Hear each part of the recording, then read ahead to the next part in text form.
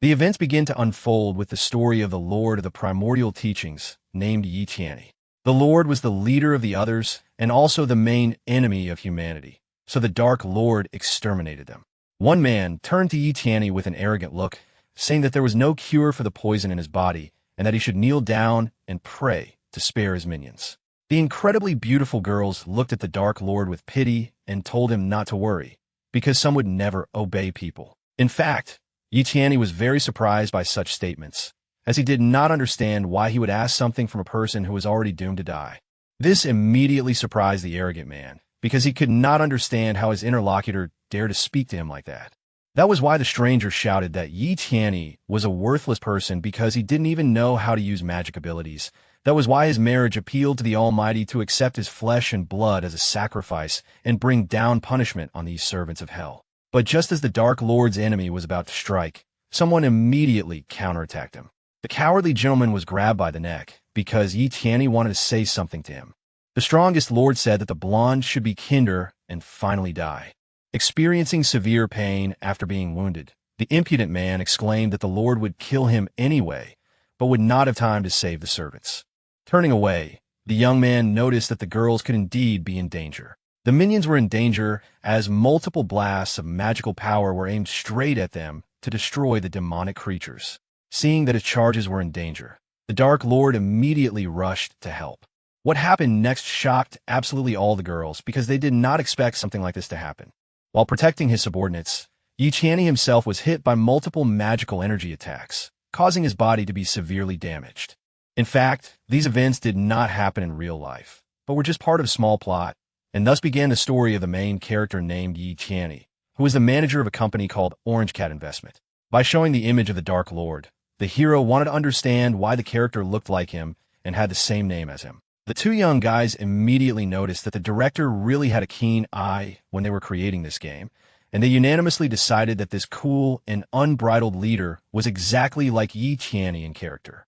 Snuggling up to Yi Tianyi, the girl also said that she thought the director was very cool. Feeling displeased, the hero exclaimed that girls should not come so close to him, because she almost touched him with her chin. With a heavy sigh, the director said that if his subordinates wanted to spend their money, that was their business. But insulting his aesthetic perception is completely unacceptable. The girls who were nearby immediately noticed that the director began to get nervous, which caused them to panic. The men who came also started to worry because Yi Tianyi told them that they wouldn't be able to get his approval just because there was a guy in the plot who looked like the director himself. According to the young man, this was a case where subordinates wanted to gain undeserved approval from their leader in this way. Trying to get approval again, one of the guys literally started begging the director to give him another chance because creating the best game is his life stream. Grabbing the young worker, Yi Tianyi exclaimed that what he hated most was when scammers extorted money from him using dreams as an excuse. That's why the protagonist was angry, because he's an investor, not a philanthropist, and therefore no one dares to look down on his money. After a few minutes, the young man finally calmed down and came to his senses. After that, he decided to get hold of the game manual in order to tell the game developers something. The hero insisted that the developers should carefully study the game manual, since these are the needs of the users, not their preferences. The boy closed his eyes and thought all this time that he had great expectations from his project, but his expectations were not met at all. As Yi Tianyi walked out of the room, he felt as if there was no floor beneath his feet, as if he was stepping on an abyss. This event immediately caused the guy severe stress, as he did not understand what was happening to him. After all, as it turned out, after the young man crossed the threshold of the door, he fell in an unknown direction straight from the sky. Meanwhile, in the gloomy castle where the Dark Lord was, events continued to take place. In excruciating pain, Yi Tianyi was hung up in chains, unable to even move. The evil villain watched what was happening and said that he would never have thought that the Lord would throw himself into the arms of death to protect his minions. Other girls were also hung in chains, with the message that their abductor was truly a worthless man who must answer for everything. None of the assistants could have known that the viceroy of the teaching of divine knowledge would first use poison and then strike from behind. The villain understood perfectly well that he received this poison from one of the allies of the Dark Lord, and they, worthless, should have died out long ago. Suddenly, not far from the scene of the events, someone began to fall, literally from the sky, and this person screamed very loudly. The stranger fell to the ground with incredible speed, causing a small explosion. After the fall, smoke formed around, through which absolutely nothing could be seen.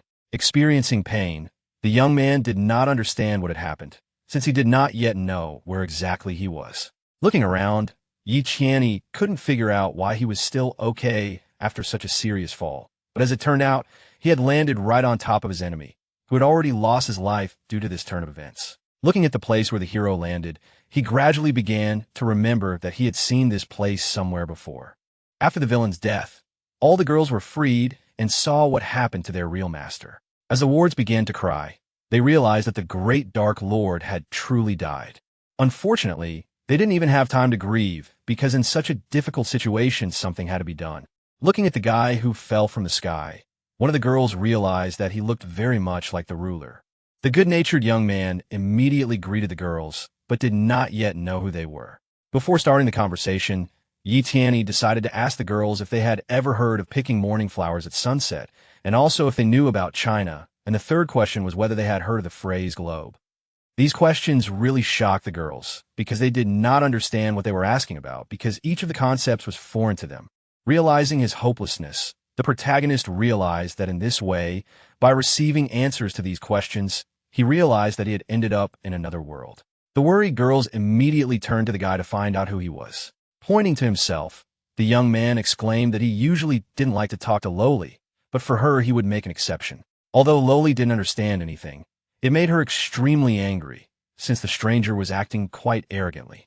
Therefore, Yi Qianni decided to explain everything briefly, and said that he came here from another world, and was the main character of this story, and many adventures and a path to the top of his career awaited him. Looking at the boy, Loli thought that he was crazy, because he was talking some nonsense. Suddenly one of the girls came closer, and immediately noticed that not only the dark-skinned gentleman's appearance was similar to her, but also his smell.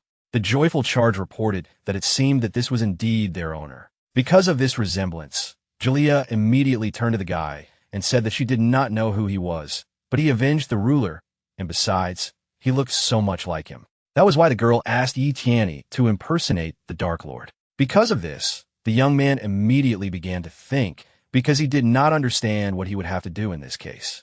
The game developers really made the character look very similar to Yi Qianni. Remembering the guys who begged the company director for funding to continue the game, the hero began to understand what had happened.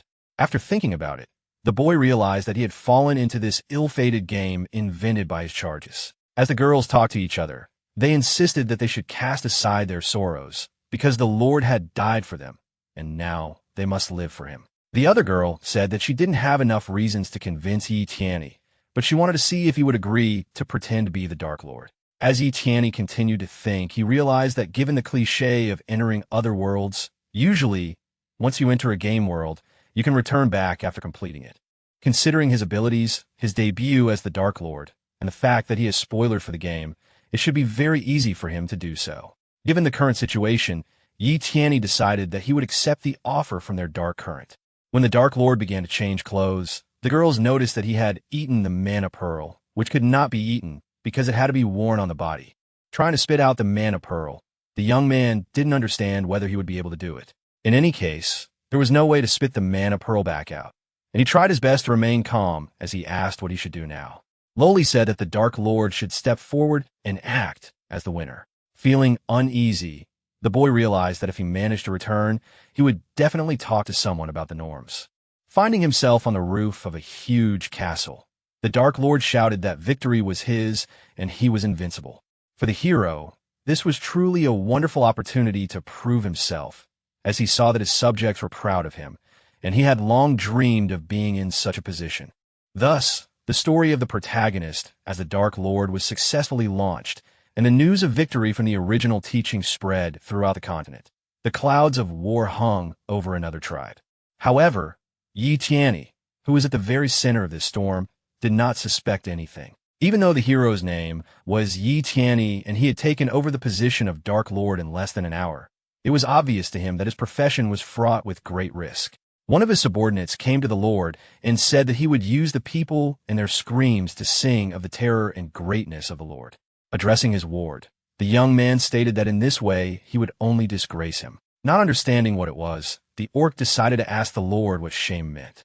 Jalea could not stand such questions and shouted that the Lord gives the orc instructions that when meeting an enemy, he should fall upon him like a storm with a downpour, and when meeting a fellow tribesman, he should be like a breath of fresh air.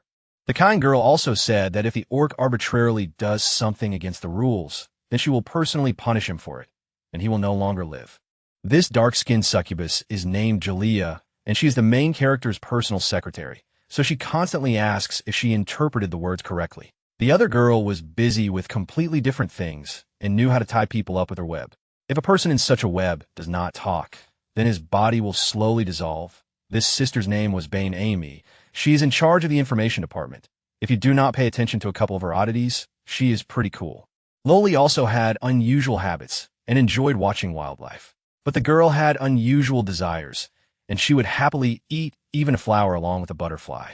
This girl with cat ears was called Kaneko, and Yichiani didn't understand her at all. These three girls asked him to pose as the Dark Lord, and fortunately, this status turned out to be quite good. In addition, the young man had a game manual that made his life easier. Thanks to an unusual book, he became a Dark Lord from the very beginning, and this world has already lost. A few days later, some activity appeared in the sky, very similar to white clouds in a dark puddle. Shortly after the suspicious phenomenon, a mysterious girl appeared who had the ability to use thunderclap as a weapon. The evil girl was one of the enemies of the Dark Lord and was going to attack him with her magical abilities. This immediately caused concern in the young man, because he did not understand what to do in this situation, since he did not have magical abilities. The thunderclap succeeded and hit Yi Tianyi straight. Seeing this, Jalea began to get nervous, as she feared for the life of her Dark Lord, since she was obliged to protect him. Having touched the magical energy, the lady began to experience unusual feelings. These feelings were related to the rejection due to magic. After this discharge occurred, the girl's dark energy began to move restlessly. Things were going badly for the ward because the magical energy in her body was leaking out. Experiencing unbearable pain, Jalea began to scream at the top of her lungs, and her magical powers began to spread throughout the entire space. Soon after the energy was released, the succubus fell to the floor, and it seemed that she could no longer continue to fight.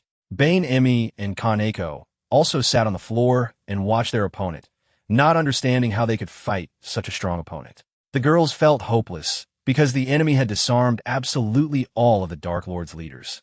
The energy of this spell was super pure, and it seemed that the enemy possessed supernatural power that surpassed magic. The Valkyrie exclaimed that her enemies must resign themselves to their fate, for they were but insects. Looking at her opponent, Bane Emi guessed that this was a Valkyrie of the divine knowledge teaching, although she had previously thought that such powerful enemies did not actually exist. Beginning to cry, Jalea couldn't understand why they had been deprived of even the false hope of a new Dark Lord. Suddenly, the Dark Lord appeared, wanting to understand why his subordinates were forced to cry. The girls were incredibly happy that their ruler had finally arrived at the battle site. The protagonist discovered that, judging by the Valkyrie's appearance, she is a representative of divine teaching. The enemy immediately realized that Yi Tianyi's magical abilities were not effective against her. At the time of the impact, the young man was still sitting in the chair and did not feel any pain. In fact, the hero couldn't believe that this had happened, because based on the game configurations, Valkyrie was supposed to appear only in a future add-on. This is a boss with a higher order power system. After collecting his thoughts, Yi Tianyi realized that he had to take action and exclaimed that his interest in ordinary human strength had already cooled, so he wanted to get acquainted with the so-called divine strength. Screaming at the top of his voice, the Lord ordered all his lightning to be directed straight at him so that he could feel the full power. Feeling a strong desire to finish off her enemy, Valkyrie struck and said that she would now kill the Lord. Multiple lightning strikes were directed straight at the guy again, and it was completely unclear how he would react to them. Valkyrie's main trump card was that lightning was not lethal, but when the divine power contained in lightning penetrated into another's body, it would explode the magical energy of the victim. In other words, the stronger the magical energy, the more deadly and painful it would be for the victim. What happened next was truly shocking, as none of the subordinates expected it. Even Valkyrie began to get nervous, because she understood that such an outcome of the battle simply could not happen. Continuing to watch my enemy, the young man asked, Is there really anything here that is worthy of surprise? The cunning boy realized that he was not from this world, so he had no magical energy to detonate. The smug hero exclaimed that he had done well, and that he liked Valkyrie very much, and now he would show leniency towards her past actions and allow her to retreat, preserving her honor. Valkyrie immediately understood that this was to be expected from the Dark Lord, who was different. He was really too dangerous, so she was going to kill him right now, in this very place. Such statements caused the guy great concern, because he understood that he was showing off. Ready to strike, the brave Valkyrie exclaimed again that she would now finish off her enemy. At that moment, the sword passed within a millimeter of his throat. However, after his remark, the owner of this sword felt ashamed of his behavior. In the end, Yi Tianyi said that although the girl was a Valkyrie, she didn't seem to care about the meaning of martial prowess at all, because the enemy had the courage to challenge the Dark Lord only when he had not yet recovered from his past wounds. This remark made the girl very angry, as she did not expect such impudence from her enemy. Feeling a strong rage, Valkyrie was about to strike again, and her lightning and sword were ready. Seeing this, the young man began to get nervous, because he thought that he was about to be killed. Fortunately, the enemy struck in a completely different direction, and it did not affect Yi Tianyi's vital signs at all. The force of the blow literally began to destroy the castle, as it was partially cut by the lightning sword. Approaching the enemy, Valkyrie said that on the next full moon, they would fight him to the death right here on this spot. After this remark, Valkyrie literally began to evaporate, since she had nothing to do in enemy territory. Breathing a sigh of relief, the young man realized that he was finally saved and that his life was no longer in danger. Suddenly, a sign indicating the swipe identification appeared in front of the protagonist, and the process of unlocking special skills was started. The alarmed boy did not understand what it was, because he had never seen anything like it before. Looking at her master, Julia realized how cool he really was, since he had made Valkyrie leave using only rhetoric, and she also wanted to understand why magic had no effect on him. The exhausted young man did not listen to the girl's question until the end and immediately began to fall, as he was unconscious. After the protagonist lost consciousness, the system reported that the user's memory research had been successfully completed, and now the stage of localizing memories with the highest peak emotionality values had begun. These memories were related to Yi Tianyi's childhood, as it was the one that had the most emotional memories associated with it. Lying close to his father, the baby said that he could not hear his mother's voice. Feeling anxious, the man said that no matter what happens to him in the future, he must survive at any cost. Meanwhile, the user's aspiration analysis was successfully completed and the ability generation process began. After some time, the guy finally came to his senses and realized that it was just a dream. Waking up on his bed and looking around, the hero could not understand where he was. The boy also discovered that he no longer had the instruction book for the game. Suddenly, Julia jumped onto the bed with the book and said that this was probably what her master was looking for.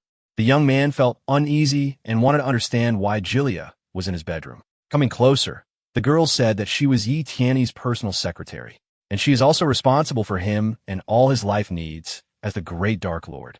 Still feeling extremely embarrassed, Yi Tianyi ordered his subordinate not to touch him, otherwise she would bear the consequences herself.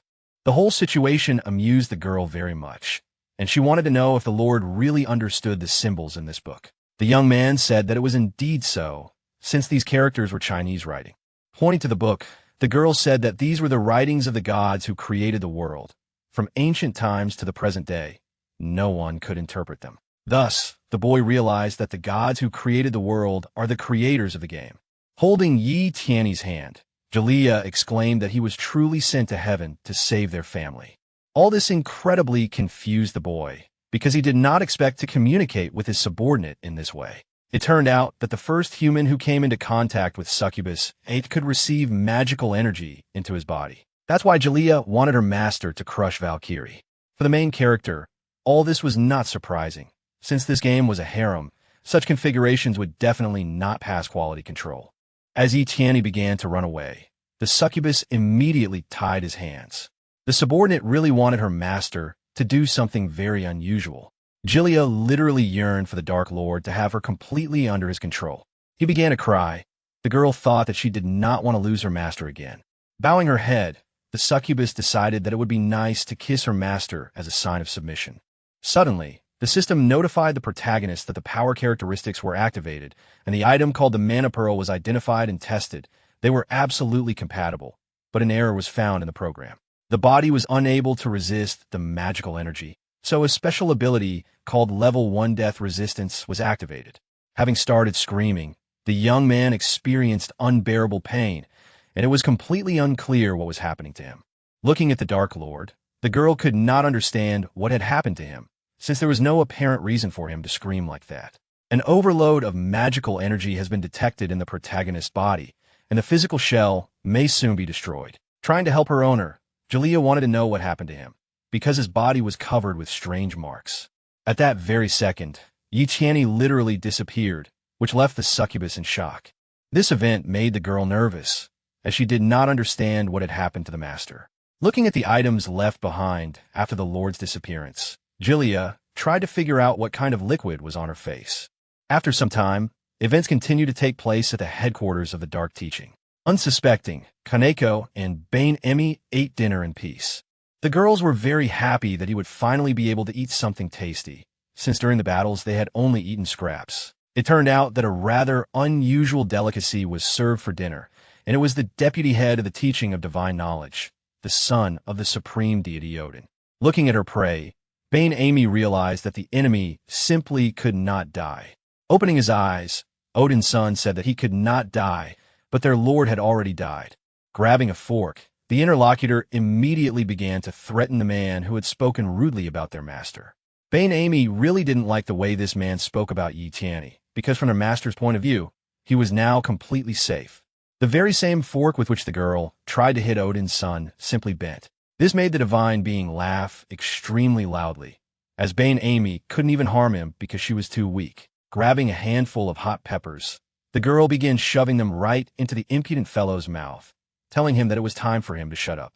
Tears immediately appeared in the opponent's eyes, as the pepper was truly incredibly hot.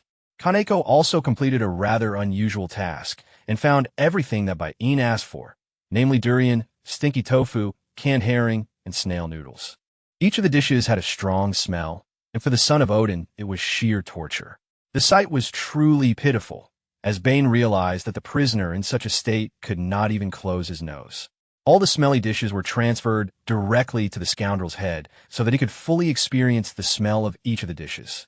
They still decided to cover the impudent man's head because they heard a stomping sound, as if someone had come. As soon as Kaneko turned around, she immediately saw her friend. It was Julia, who looked very sad and said that things were bad for them, since the Overlord exploded in the same place. Not understanding anything, the girls wanted to understand what had happened. Soon after the incident, the young man wanted to understand what had happened, and support for SWIP users appeared online. As it turned out, the system recorded the destruction of the player's body due to excessive overload of magical energy, which led to the beginning of an analysis of the energy source. The primary source of energy turned out to be the Pearl of Mana, which belonged to the Lord of the Primordial Teaching. The next source of energy turned out to be the divine power that Valkyrie used from the teachings and divine knowledge. The next substance that caused the magical energy overload was a foreign substance given by Julia. It was no wonder that Yi Qianni's body exploded since there were so many strange objects around. But fortunately, the system analyzed the player's special resurrected skill called Death Resistance. The magical power is able to continuously restore the body. The new physical shell gains resistance to attacks that it manages to withstand, and the effect is applied. Looking at his restored hand, the young man realized that it was his own power that had proven incredibly useful. The system also notified the boy that he needed to continue to be subjected to physical attacks and have his physical shell pulverized until his body adapted to the magical energy. Suddenly, alarmed girls ran into the room to see what had happened to the ruler. The moment the girls entered the room, they saw Yi Qianni floating in the air like a hot air balloon. Watching her master, Julia didn't understand how this was even possible, but suddenly she noticed something else. One of the body parts greatly embarrassed the girl, since the Lord had never shown anything like this before. Continuing to communicate with the charges, the young man stated that whoever was stronger in hand-to-hand combat should attack him as soon as possible. Julia immediately exclaimed that she was the strongest because she had mastered hand-to-hand combat techniques, which was the racial talent of succubi. Deciding to use her magical abilities, Bae and Amy used the Eye of Revelation technique. Thus, the girl clearly saw that the master's body was being torn apart by magical energy. However, the physical shell was continuously regenerating the damage, thereby achieving mysterious balance. But the smart Kaneko decided to act a little differently in this situation and launched a dart straight into the body of her lord. Because of this, the young man began to fly from side to side as the air was released from his body. Yi Tianyi even ordered his subordinates to stop joking around because if they fooled around, his body would explode again. Bowing her head, Jalea admitted that she could not raise her hand against the ruler. But the girl with cat ears said that she doesn't have much physical strength, but she can stab him a couple of times with a knife. After thinking for a moment, Bane exclaimed that if it was only a matter of physical strength, then their newcomer could be useful. Meanwhile, events were taking place in one part of the castle. In one of the rooms, there was a tug-of-war competition. Several giant pandas competed in a tug-of-war with an unknown girl. This girl could easily withstand the onslaught of several pandas without even experiencing any difficulties. While communicating with each other, the pandas wanted to push each other a little because they needed to move the girl at least a little. Competing with such weak animals, the wanderer said that she was already tired of it, and it was all quite boring. Coming to the newcomer, Kaneko said that the Lord was calling her. The unknown girl immediately grabbed the rope that the pandas had previously held. Due to such a strong blow, many pandas were literally slammed into the wall as they were unable to contain the girl's strength. The strongest girl was glad that their lord had finally found time to accept her challenge. A few days ago, very interesting events took place. These events took place in a city not far from the Dark Lord's castle. Looking around, the newcomer assumed that, according to the agreements, the messenger should be somewhere here. It turned out that a wolf was watching the alien nearby, repeating that the winter winds had already died down. The sight was truly strange, as the animal communicated calmly with a man. The stranger even felt a little awkward because she realized that the dog was talking, but then she remembered that the animal was simply using a password. Having calmed down, the mysterious girl said that the glory of the gods would return sooner or later. The dog said that she was tied up, and you shouldn't be surprised by her appearance.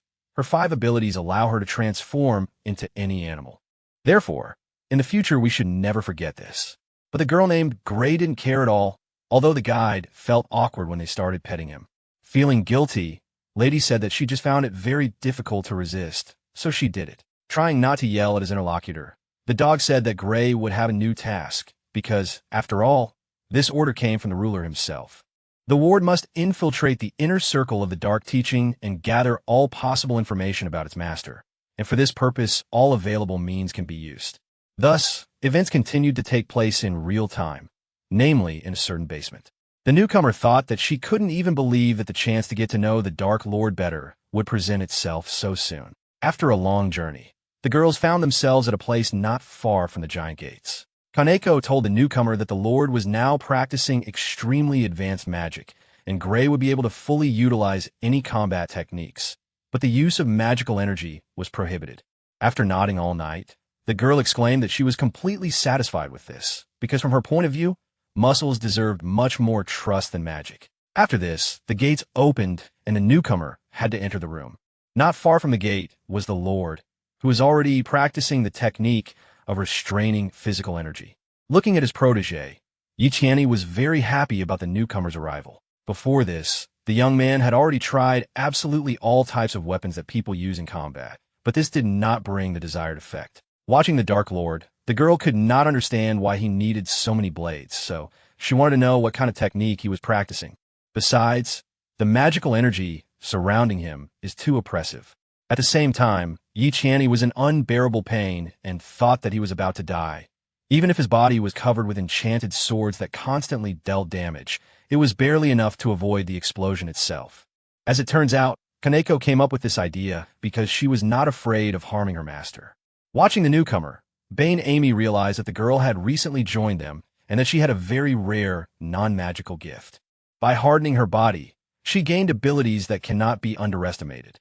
Jalea actually couldn't believe that this was possible because she didn't know that there were people who were born without magical energy. The brave boy cried out that Gray must come out and fight to the death. The girl was very happy with this look because she saw in it a passionate desire to fight. As she was about to attack, The lady exclaimed that she wanted to say something in advance, namely, that during a fight she did not know how to restrain herself. An attack immediately followed, and Yiqiani clearly didn't expect his opponent to be so strong. The attack was indeed quite fast, but not at all strong, since there were no painful sensations after it. In essence, this technique consisted of influencing the internal organs of a person. They're screaming in pain, young man, and he has no idea what consequences await him. The boy was already lying on the floor from the aftermath of the blow, and Bane realized that even if it was just a physical attack, its power was still capable of tearing the victim apart, and it was a truly terrifying move. Jaliyah even began to worry about the master, as she thought that perhaps they had encountered too strong an opponent. Coming closer to Lord, Gray said that no matter how strong he was still too arrogant since he didn't try to defend himself from her blow. Meanwhile, the young man gradually began to get up from the floor, as he had already come to his senses. Looking at his opponent, the guy exclaimed that the blow was really good and the fight should not be stopped there. A determined Gray was about to strike again, with the blow she wanted to finish off her opponent. After many different strikes, the girl couldn't understand why her opponent didn't dodge or defend, as if her attacks were completely useless. Yiqiani even seemed to feel like an unknown power was suddenly flowing through his body. This power destroyed him, but at the same time protected him during many attacks. It was likely that the government was simply trying to merge with him, and Yiqiani just needed to accept it, continuing to watch her rival. The girl did not understand what was happening and how this was even possible. In the end, Gray saw that the Lord of the Great Dark Doctrine had finally fused his magic core.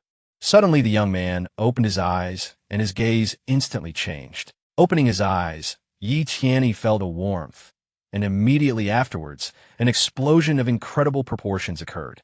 After the explosion, dark magical energy began to accumulate around the main character. A strong pain pierced the young man's body, and he did not understand what was happening to him. The frightened subordinates did not understand what to do in this situation, since they saw that their master could die now. After the explosion, the guy was still alive but silent.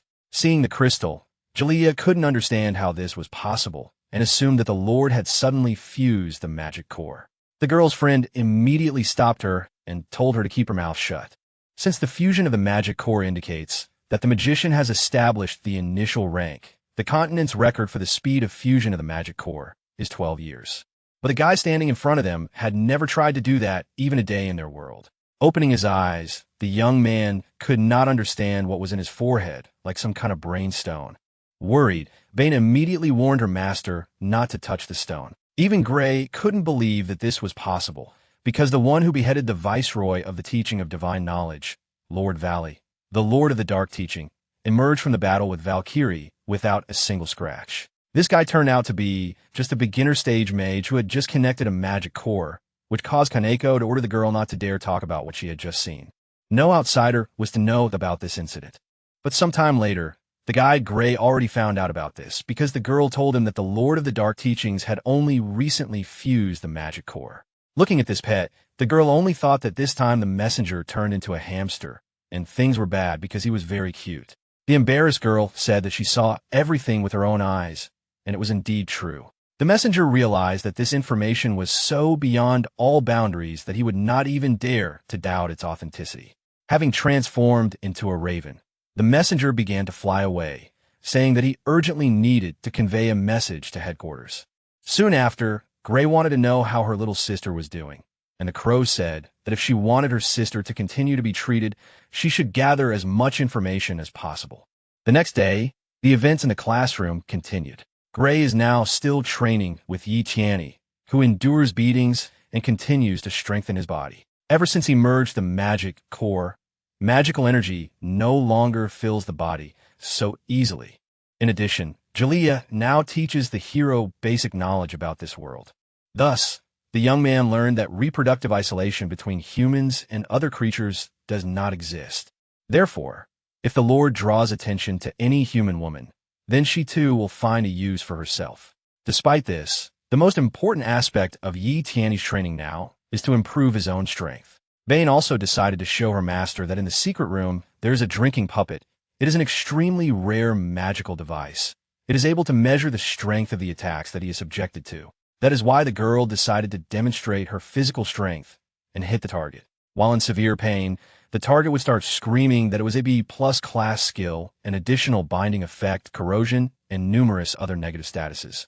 By touching the magic core, the Lord would be able to gain the ability to comprehend the magic skills that were most suitable for him. Because Etienne was currently weak and outsiders should not know about his skills. Now that it was completely clear why it was forbidden to touch one's magical core in the presence of strangers, the young man decided to find out if Bane Amy was bothered by the fact that Gray had become his bodyguard. The girl found this question quite strange, and she simply said that her job was to achieve the best results, even in cases where the guy makes stupid decisions. Despite this, the young man knew that his maid looked down on him. Upon touching his crystal, the system immediately congratulated him on smelting the magic core based on his innate attributes, and 2 skills were generated. The first is a rank A skill, the Demon King Strike for the 5th. It allows the owner of the Mana Pearl to make an attack of the highest power. The skill has an extremely high load. The next C-rank skill, Valkyrie's Thunder, allows you to launch Valkyrie's Lightning. The skill requires preliminary concentration of magical energy into divine energy. The concentration time is 72 hours. Thus, Etienne realized that the higher his mastery rank, the more limitations he had, and Demon King Strike seemed much more practical. However, Valkyrie Thunder had much greater potential that could be unlocked as he trained. The system also suggested using swipe privileges to synthesize the ability. The failure rate is about 50%. In case of failure, the rank will decrease less. After thinking for a while, the hero realized that he would be a fool, because what kind of caution could he possibly be talking about? If he didn't succeed now, then in a month he would be facing death anyway. That's why the Great Dark Lord began to synthesize abilities, and a new skill was created. Looking at Master Bane, Amy couldn't understand how this was possible, because he had a black halo, and it was a bit like the one Valkyrie had. Thanks to the continued development of the ability, the youth was able to use the Demon God Strike. This blow was of impressive power, as a gigantic amount of magical energy was poured into it. Even the target exclaimed that it was an SSS rank skill. The magical energy had turned into divine energy. Looking at everything that was happening, the ward could not understand how this was possible, because she had just seen the master as a rather weak young man. Soon the victim was unable to speak at all. She was so badly injured. Laughing, the young man exclaimed that he had indeed, not in vain, perfected his abilities with a 50% chance of success. Sometime later, the events at the hot springs continued. Jalea was shocked by Yi Tianyi's new skill because it was conscious, contrary to expectations, and contained divine power. But Kaneko was unhappy because no one paid attention to her. In addition, Bane Amy noticed that the Lord has an innate death-resistant skill, and the Mana Pearl of the deceased Lord is in his body. In theory, there should be no obstacles on his path to magical knowledge. All he needs is to continue to strengthen his physical shell. All of this made the succubus very happy, because it meant that Etienne had the potential to become the strongest on the continent. But Kaneko realized that all this would only be possible if their master was not killed by Valkyrie. One of the girls even suggested that perhaps they should hide and wait until Etienne became invincible. But this was impossible, since the existence of the tribe of others in all eras has always been directly dependent on the great military merits of the Lord of the Teaching. If they retreat even one step, this power of intimidation will immediately disappear. Bane also decided to tell her what the Lord had told her earlier.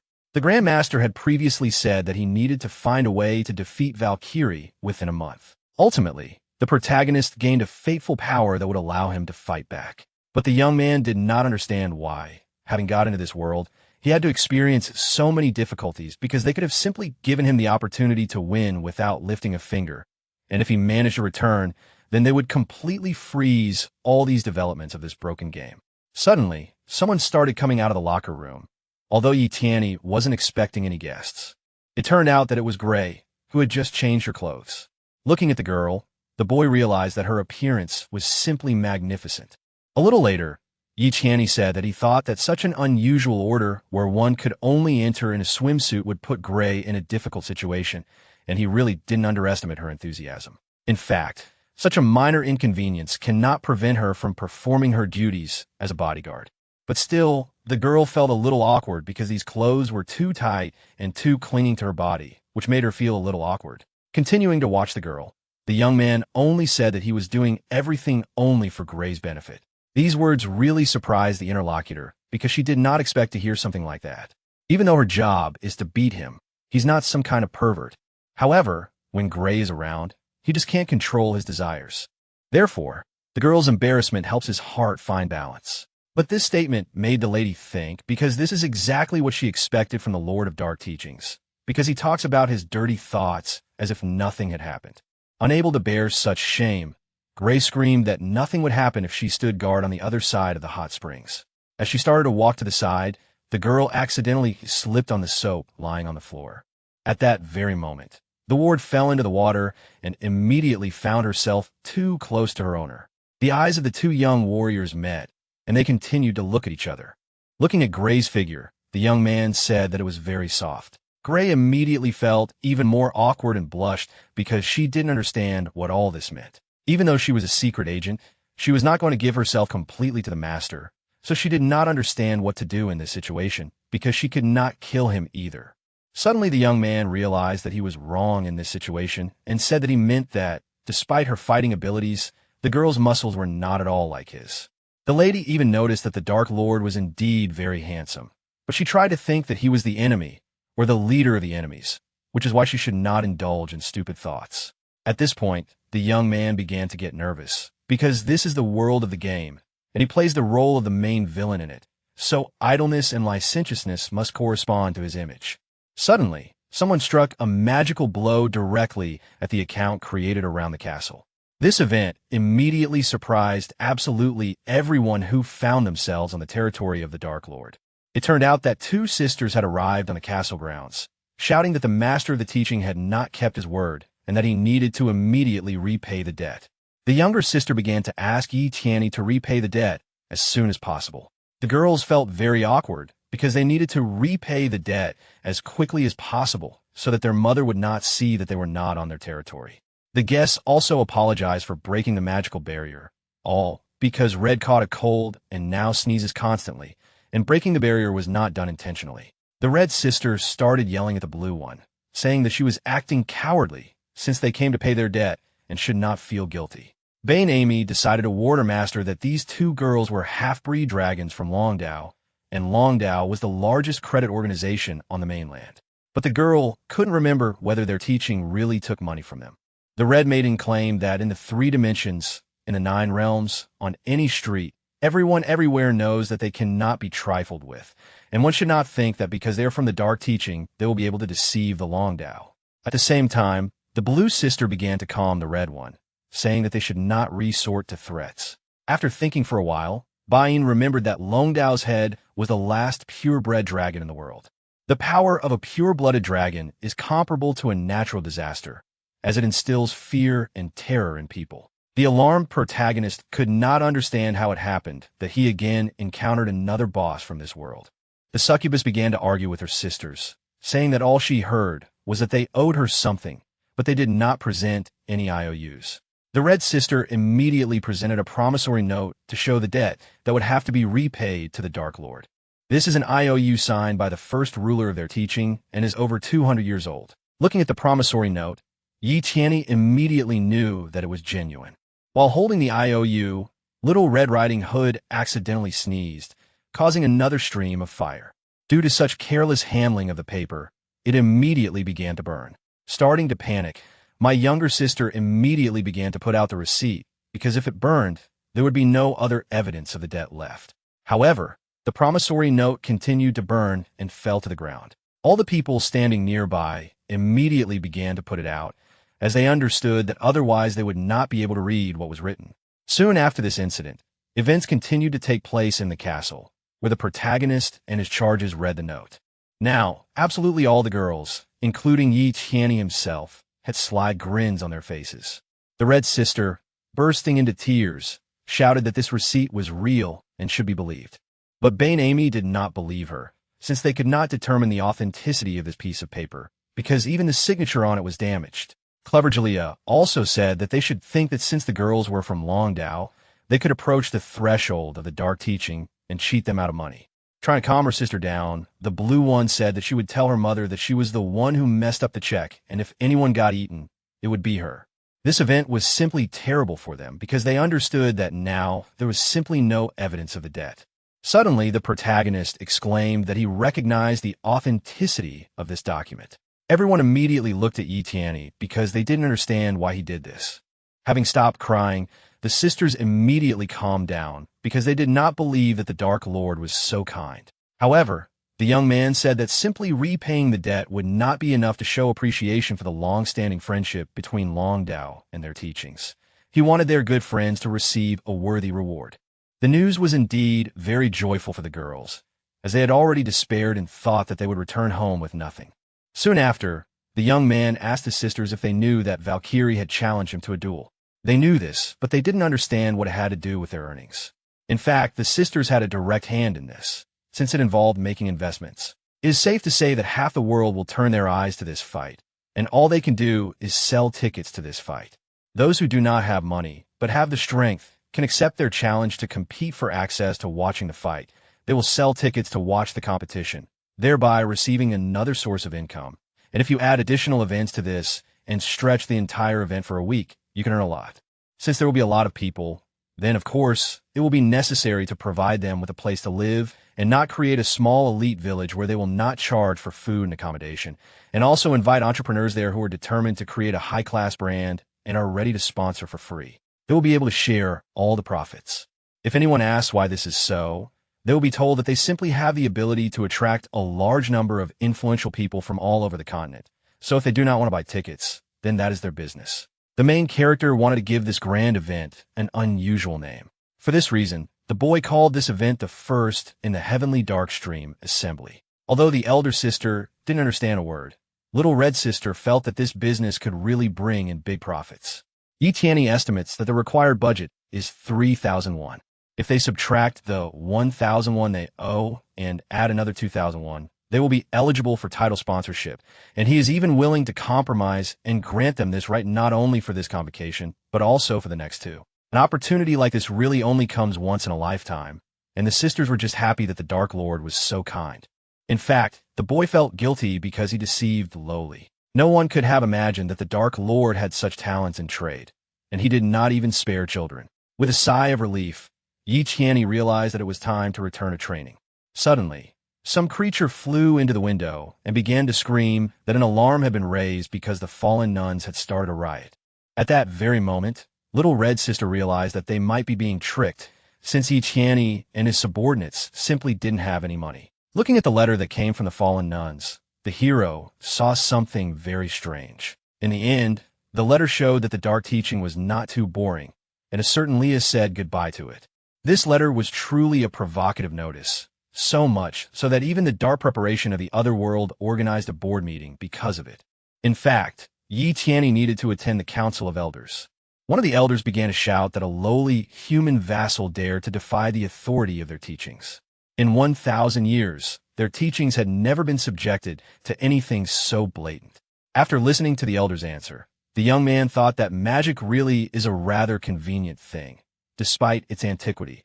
With its help, one can conduct video conferences over long distances. At that very moment, the boy remembered that he was the ruler of the teaching, and he absolutely did not understand why people standing below him in the service hierarchy were lecturing him.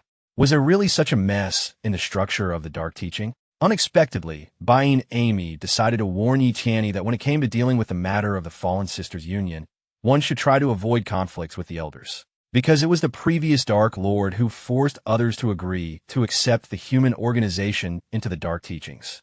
In fact, Jalea believed that at one time he was simply obsessed with this Leah. About people like her they say that still waters run deep. Realizing that this situation could not be resolved so easily, the young man realized that he would once again have to come to terms with other people's mistakes. Looking at the young man, Jalea indicated to him that he needed to say something to the elder. Meanwhile, the elder continued to repeat that the Fallen Sisters Union should be destroyed at the root, and that the Dark Lord should also take care of this matter. Absolutely all elders supported the words of one of the members of the alliance. One of the subordinates decided to turn to the elders, stating that the Lord still needed to prepare for the meeting with Valkyrie, and they could resolve the issue of uniting the Fallen Sisters in any way convenient for them. Suddenly, the sisters shouted that the Fallen Sisters Union was an important partner of the Longdao organization, and if the dark teaching went against them, then they must be prepared to face the fire of the true dragon. The elder sister warned the organization that under no circumstances should they insult Sister Leah, as their mother would burn absolutely everyone with her fire. Thus, the young man realized that this issue affected not only his interests. At that very second, a fire appeared on one of the pedestals, and it seemed as if someone had teleported into this room. It turned out that the teleportation was carried out by Elder Qi Yinlian, who stated that he did not think that such an ancient flame could cause him any harm. Jalea was worried about everything that was happening and said that Qi Yinlian was the only son of the old overlord, and it was rumored that his magical talents were even higher than the overlord's. Because of his cruel nature, the old overlord refused to pass the throne to him. At this point, Qi Yinlian turned to Yi Tianyi and shouted that he had become a worthless master of the teaching, and ordered him to kneel down and beg him to help resolve this conflict. The situation was on the brink of war, and everyone understood this. If they destroyed the Fallen Sisters Union, it would affect the Lord's authority, and Qi Yinlian would no longer be able to keep control. But if they destroyed this union, they would incur the wrath of their creditors, and from Lundel, it might even come to the point that the master of this world, the true dragon, would take on this matter. Suddenly, the main character exclaimed that the rumors were not lying, and the Valkyries really do possess divine power, which is an order of magnitude higher than magical power. But another coincidence occurred. The young man said that he, too, had managed to gain similar power. Using his magical abilities, Yi Tianyi created a small magic ball that began to approach the enemy. This magic ball flew straight towards Qi Yinliang and touched him with fire magic. As soon as the two different magics came into contact, Qi Yinlian's powers literally disappeared. Looking at his abilities, the enemy realized that his magical energy had gone into chaos in such a small clot of this power. One of the elders exclaimed that no one could have thought that the Dark Lord would accept such divine power, and this was an unprecedented piece of luck that had not happened to them for 1,000 years. All the elders immediately supported these words, as they were now afraid of Yi Tianyi. Rising from his throne, the protagonist exclaimed that everyone must remember that only the weak choose, and the strong always take everything. At this time, Qi Yinlian was very happy because his father did not tolerate his antics, and this made him very proud. Sometime later, the events continued in Yi Tianyi's room. The boy breathed a sigh of relief and thought that it seemed he had once again resolved a difficult situation peacefully. At that very moment, a notification from a system appeared in front of the young man's face, stating that a faction quest had been activated and that the dark teaching needed to be saved. The quest's difficulty was epic, and a mythical chest was given as a reward for completing it. Also, the main character received the title of a ridiculous clerk.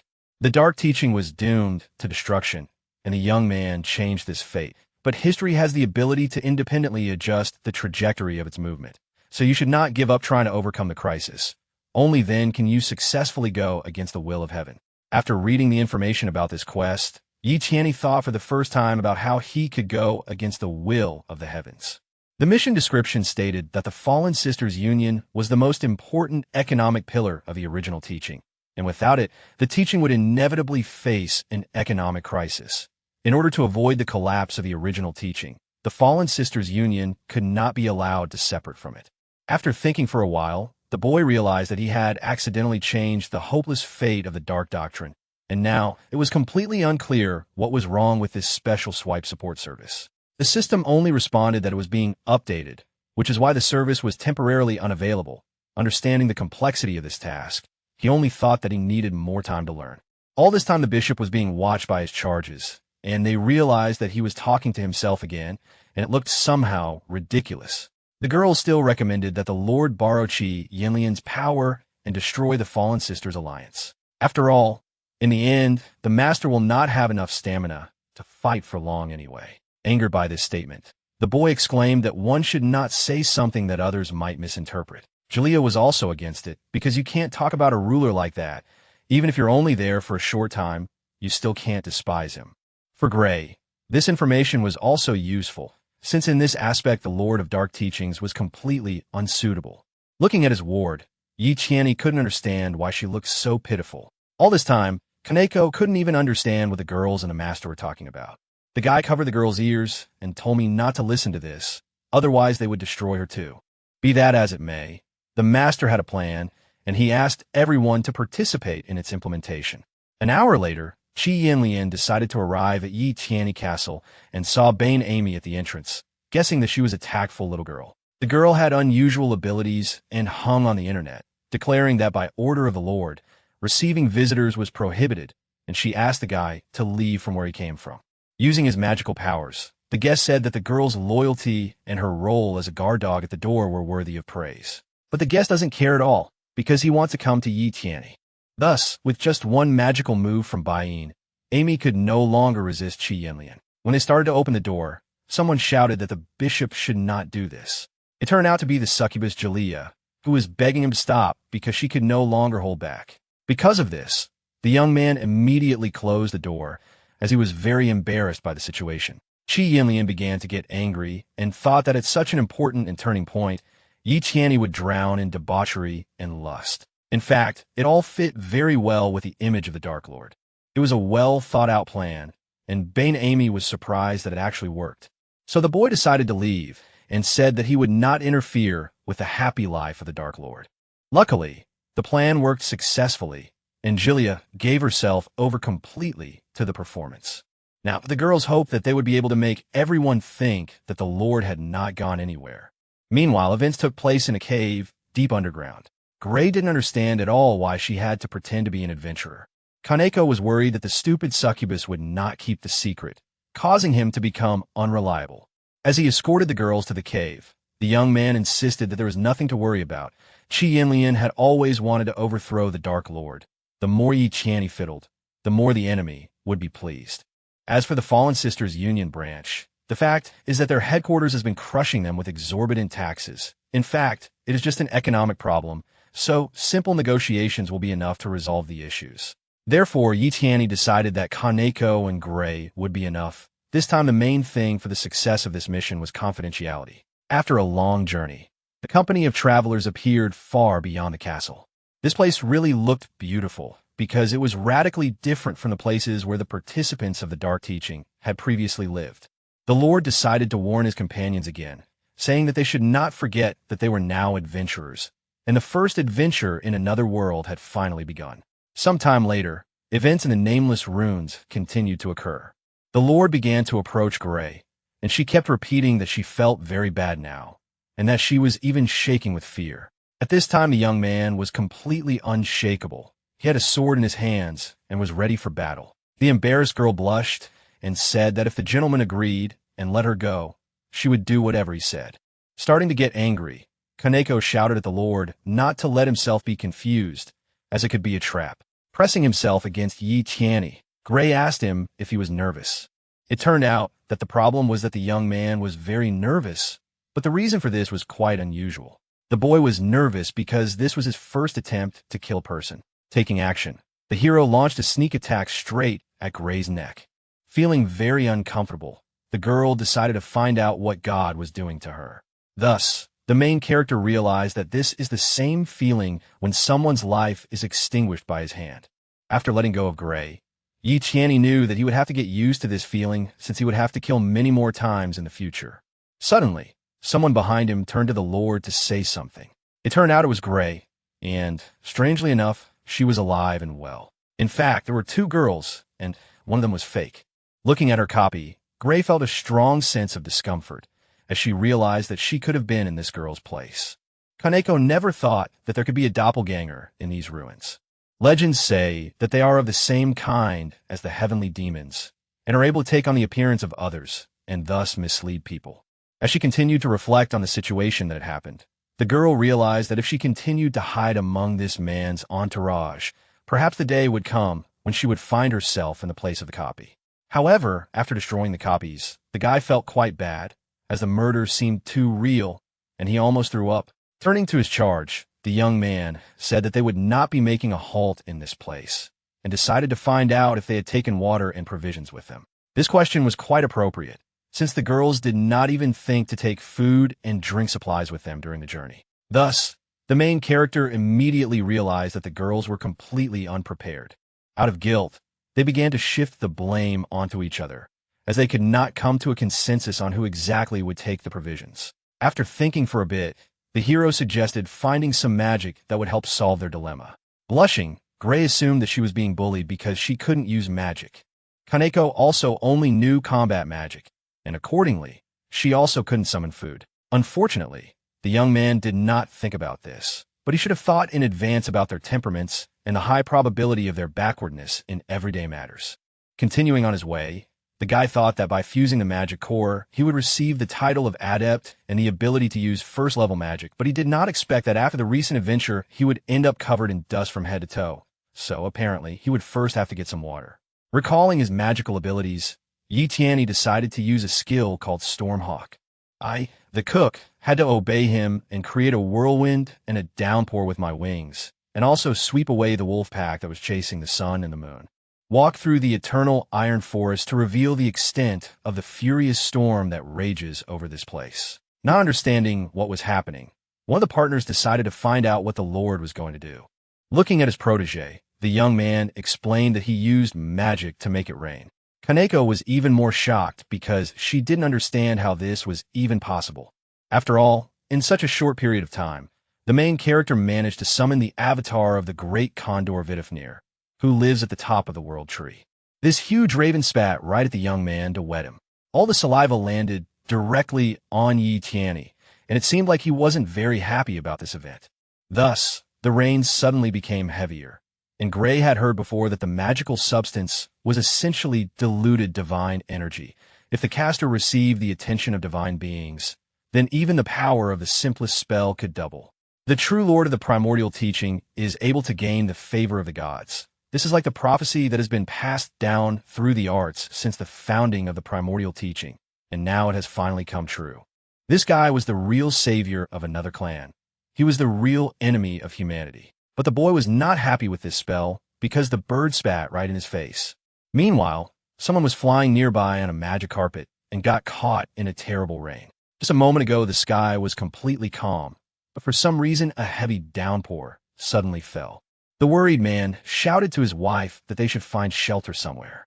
The woman had a child in her arms, who was very happy that it was raining nonstop. It turned out that at that moment, the child saw people standing nearby below. At the same time, events were taking place at the headquarters of the Dark Teaching, namely in the hot springs. The Blue Sister was glad that she could finally relax in the hot springs and take a bath. Her sister Red and Gilia were watching all this. They were very surprised by the girl's behavior. In fact, the Red Sister is not so easy to deceive because they can personally go to the main headquarters of the Fallen Sisters Union, namely the River City. Looking at her sister, Gilia exclaimed that she had always thought that this question bothered her too much. The surprised sister decided to ask the girl if she had ever been to the River City. I feel uncomfortable. The succubus replied that she had never been to this city. That's why the Red Sister thought that her interlocutor was afraid of people, but the girl didn't even know how to answer this question. As it turned out, the little sister was afraid of people because despite the fact that the Dragonborn were not subjected to oppression similar to what others experienced. However, people reproduce extremely quickly. Their numbers are enormous, and now they, as the masters of this world, create laws and order for everyone.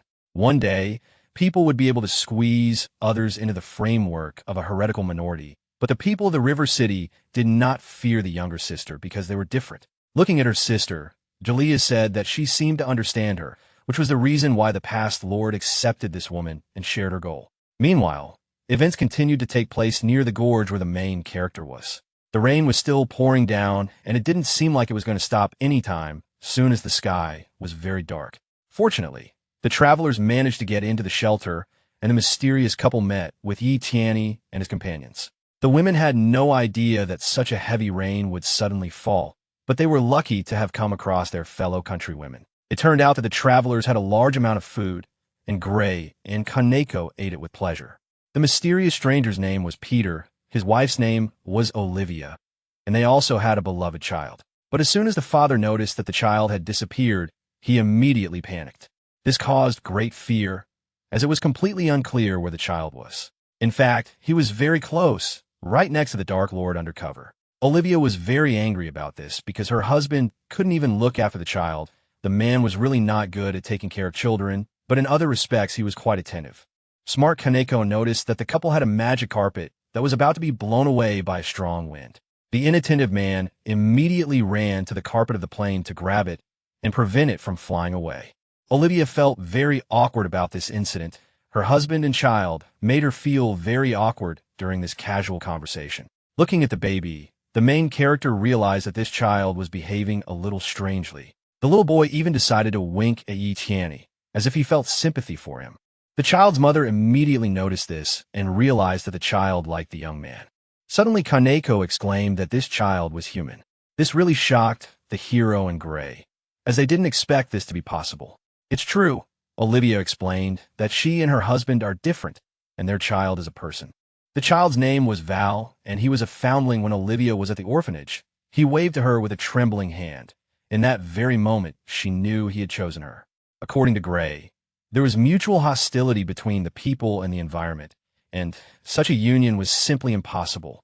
Olivia immediately laughed, because in the river town, there was no reason to worry. It was like a place outside their world where humans and others could peacefully coexist with each other. Through this conversation, the protagonist realized that the river town was the headquarters of the Fallen Sisters Union, and that there were such good rumors about it that the young man immediately exclaimed that they were heading there. These words immediately alarmed the woman, and she began to shout that under no circumstances should anyone go there. Not understanding what was happening, the allies of the Dark Lord wanted to find out what was going on. It turns out that the river town is no longer safe for those around it. Every night, a terrible monster kidnaps other people's children.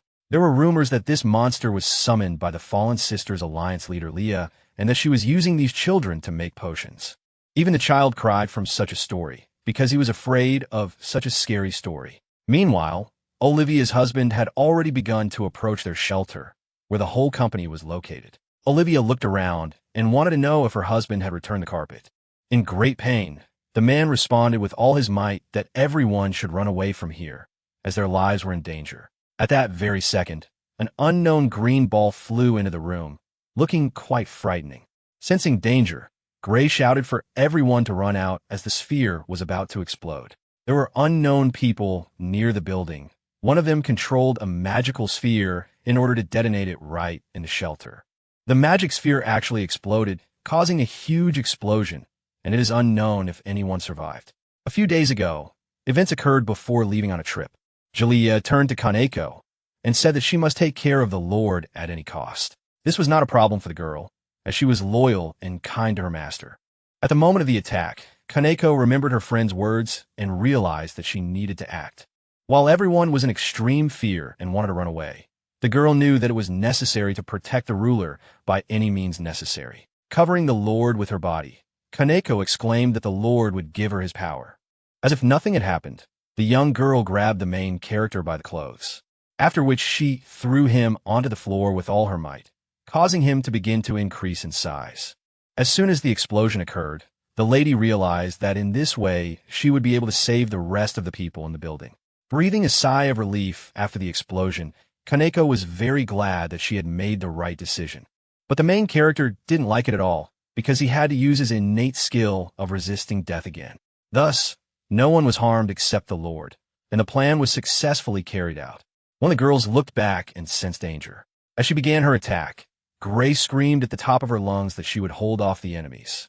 However, the enemies were far enough away that the attack was unsuccessful. The enemies did not understand why there were so many survivors in the room, as if this magic was useless, but one of the villains present noticed that among the survivors was a master. Looking at the strangers, Kaneko immediately realized that they were assassins of the divine knowledge teachings. They specialized in exterminating others, and they also injured this girl's husband just to track him down.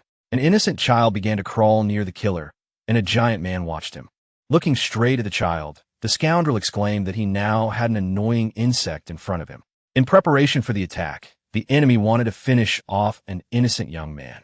The blow was dealt, but fortunately, the protagonist managed to save the little child as he realized that he was innocent of the fact that the hired killers appeared. Watching everything that was happening, Gray was simply in shock because she did not expect that the Lord of Dark Teachings saved a human child. He saved the child precisely from those who were subject to the teaching of divine knowledge. Looking at his enemies, the young man said that they clearly had problems with their eyes, as they probably should have seen that it was a human child. Using his magical abilities, the impudent man exclaimed, This is God who has appeared. Those who die by his blade will certainly receive a blessing in the next life. Hearing this sentence, Yi Qianni immediately said that he understood everything, and their entire teaching was made up of crazy people. In preparation for battle, the enemy used second-order magic, namely, incomprehensible fire. Luckily, the boy also had first-order magic and used the air wall. The system helped during the battle, and applied the effect of the title of the protector of the divine cubs, and Yi Qianni was dissatisfied with such actions from the opponent, since they were calmly communicating, and he began the battle. Not understanding how this was possible, the enemy exclaimed that his second-tier magic was stopped by a first-tier spell without casting a spell. Exclaiming that his partner was a useless woman, the giant ordered her to get out of the way, otherwise he would kill the Lord himself. In Manga, when the huge axe loomed over Yi Qianni, a feeling of boredom arose in his heart. Because the attack speed was slow, the attack was linear, and the movements were monotonous. His enemy is still quite a long way from the blows the hero received from Gray, as he is not that strong. But still, the enemy, having gathered all his strength, tried to finish off the main character, and used his most powerful attack. After the attack, there was an explosion of incredible power, due to which the outcome of the battle was not visible. Looking around, the scoundrel could not understand what was going on and thought that he had missed. In fact, Yi Qianni was already right next to his enemy, and was using a first-tier magic called paralysis. The enemy began to experience severe pain. His body was paralyzed, and he could not even move. Soon the impudent fellow screamed at the top of his voice, and the mask on his head shattered into pieces. As the young man began to lift the huge axe, he remembered that his enemy had previously said that whoever died under its blade would certainly receive a blessing in the next life. That is why the protagonist wanted to ask the giant if he was ready to receive a blessing, but the cowardly enemy only screamed to be spared. Yi Qianni did not want to spare anyone and dealt a direct blow to the enemy, using his own weapon. Watching everything that was happening, the villain's partner could not understand what to do in this situation, because her partner had already been destroyed. At that very moment, Kaneko noticed the approaching danger and told the Lord to be careful. There really was an unknown danger not far from the main character, and a large number of green eyes were looking at him. Watching the fight, Olivia seemed to understand what was going on. These eyes belonged to the River City monster that destroyed others, but it was completely unclear why the monster, rampaging into River City, appeared here. The giant creature began to attack, and Yi Qianni began to think of a further battle plan.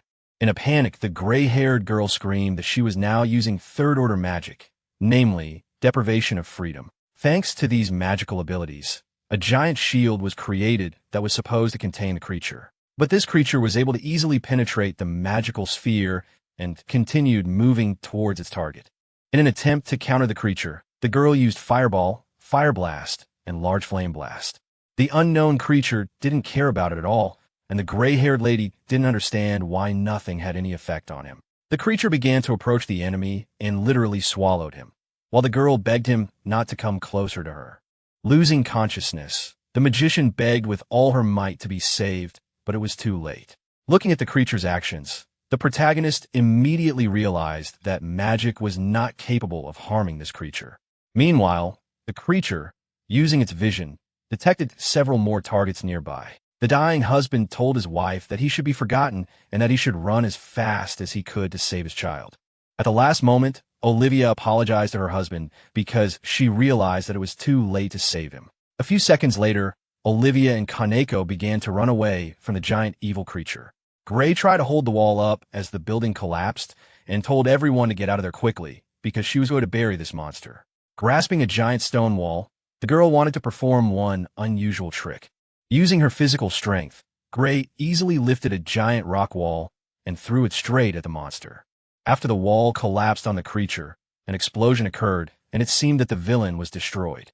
Trying to see what happened, Kaneko covered her face with her hands, as it was unclear whether she should continue running. Thus, once the fog cleared after the wall fell, the travelers thought that the creature was apparently already dead.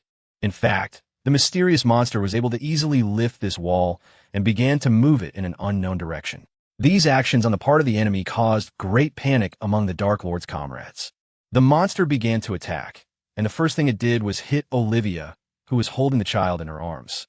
Fortunately, the child was alive, and someone managed to catch him when he fell from a great height. At the last moment, Olivia exclaimed that she was asking the guys to save this child. Having caught the child, the protagonist realized that physical attacks do not work on this creature, as if the monster is completely impossible to defeat.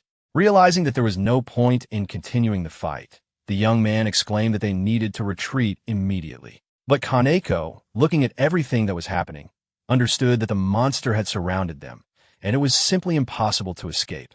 Suddenly, Kaneko used a secret technique called Afterlife Abyss, which had a rather unusual effect. With the help of magical techniques, skeletons began to appear from under the ground, which had a frightening appearance. These skeletons literally began to drag Yi Tianyi and the other people straight underground. Shortly after using the mystic skill, a small magical portal was recreated. Somewhere else, a giant explosion occurred, creating a huge hole.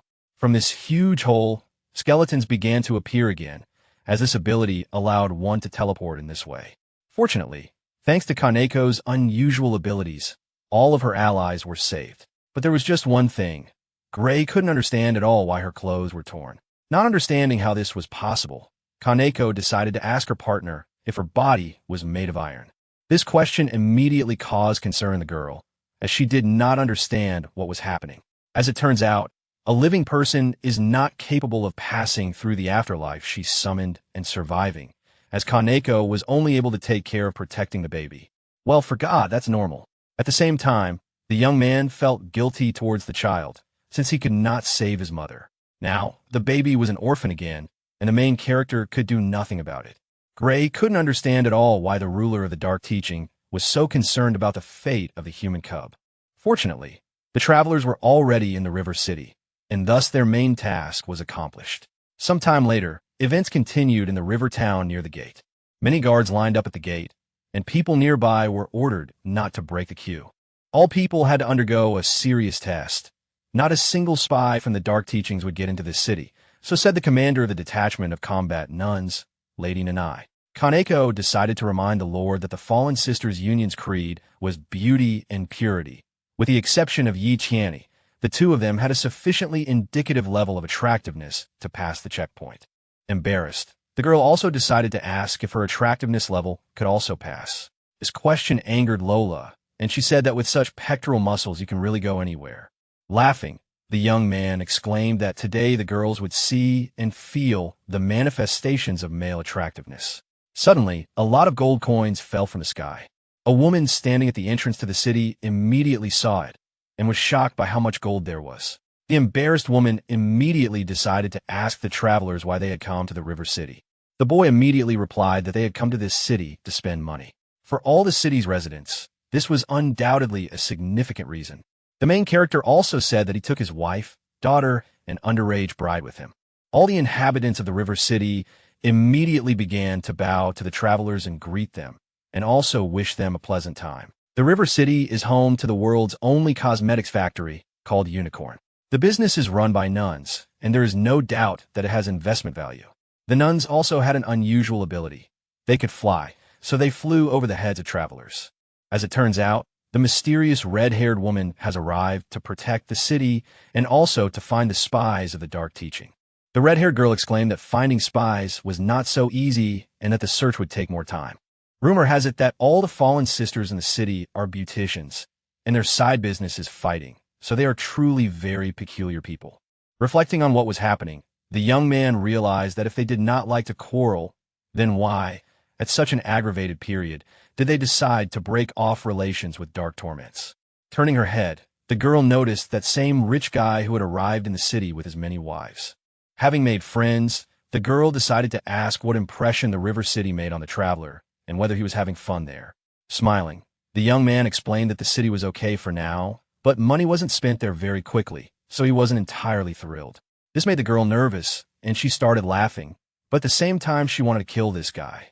Suddenly lightning flashed over the city, as if it was about to rain again. The hero immediately noticed this and realized that it would most likely rain soon. Starting to feel uneasy, Gray told her husband that something was wrong because all the people on the street had left. There really wasn't a single person to be seen in the city, because everyone had started hiding somewhere.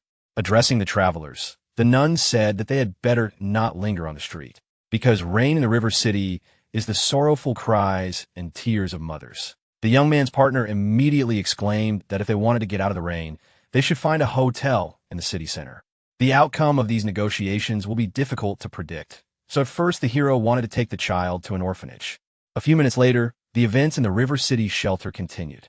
Gray was supposed to stay on guard, and the boy and Kaneko would go to the shelter together.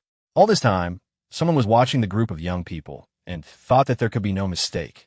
The mysterious girl in the cloak realized that these people were followers of a dark teaching. Meanwhile, events were taking place in the shelter's reception area. After hearing the story about the girl's parents, the woman was simply in shock as she heard that the child's adoptive parents had been killed. Yi Tianyi told the woman that the child's adoptive parents had encountered robbers, but fortunately the child was saved. With a heavy sigh, the woman realized that the child in this case was really not to blame, and he needed to be taken in. Earlier, the child was picked up in a garden. When the woman met her, she was all covered in mud. It looked like she was crawling through the forest alone. She even thought that the girl could leave the river city with her parents to avoid this nightmare. Unfortunately, the woman said that she could not accept the child. Moreover, for her own safety, she begged Yi Tianyi to take the child back. I don't understand why the guy was turned down. He asked why the woman suddenly decided that the shelter couldn't accept the child. At that moment, a number of children burst into the room and exclaimed that the wiretapping operation had failed. The sight was truly shocking, as Kaneko saw that all the children were different.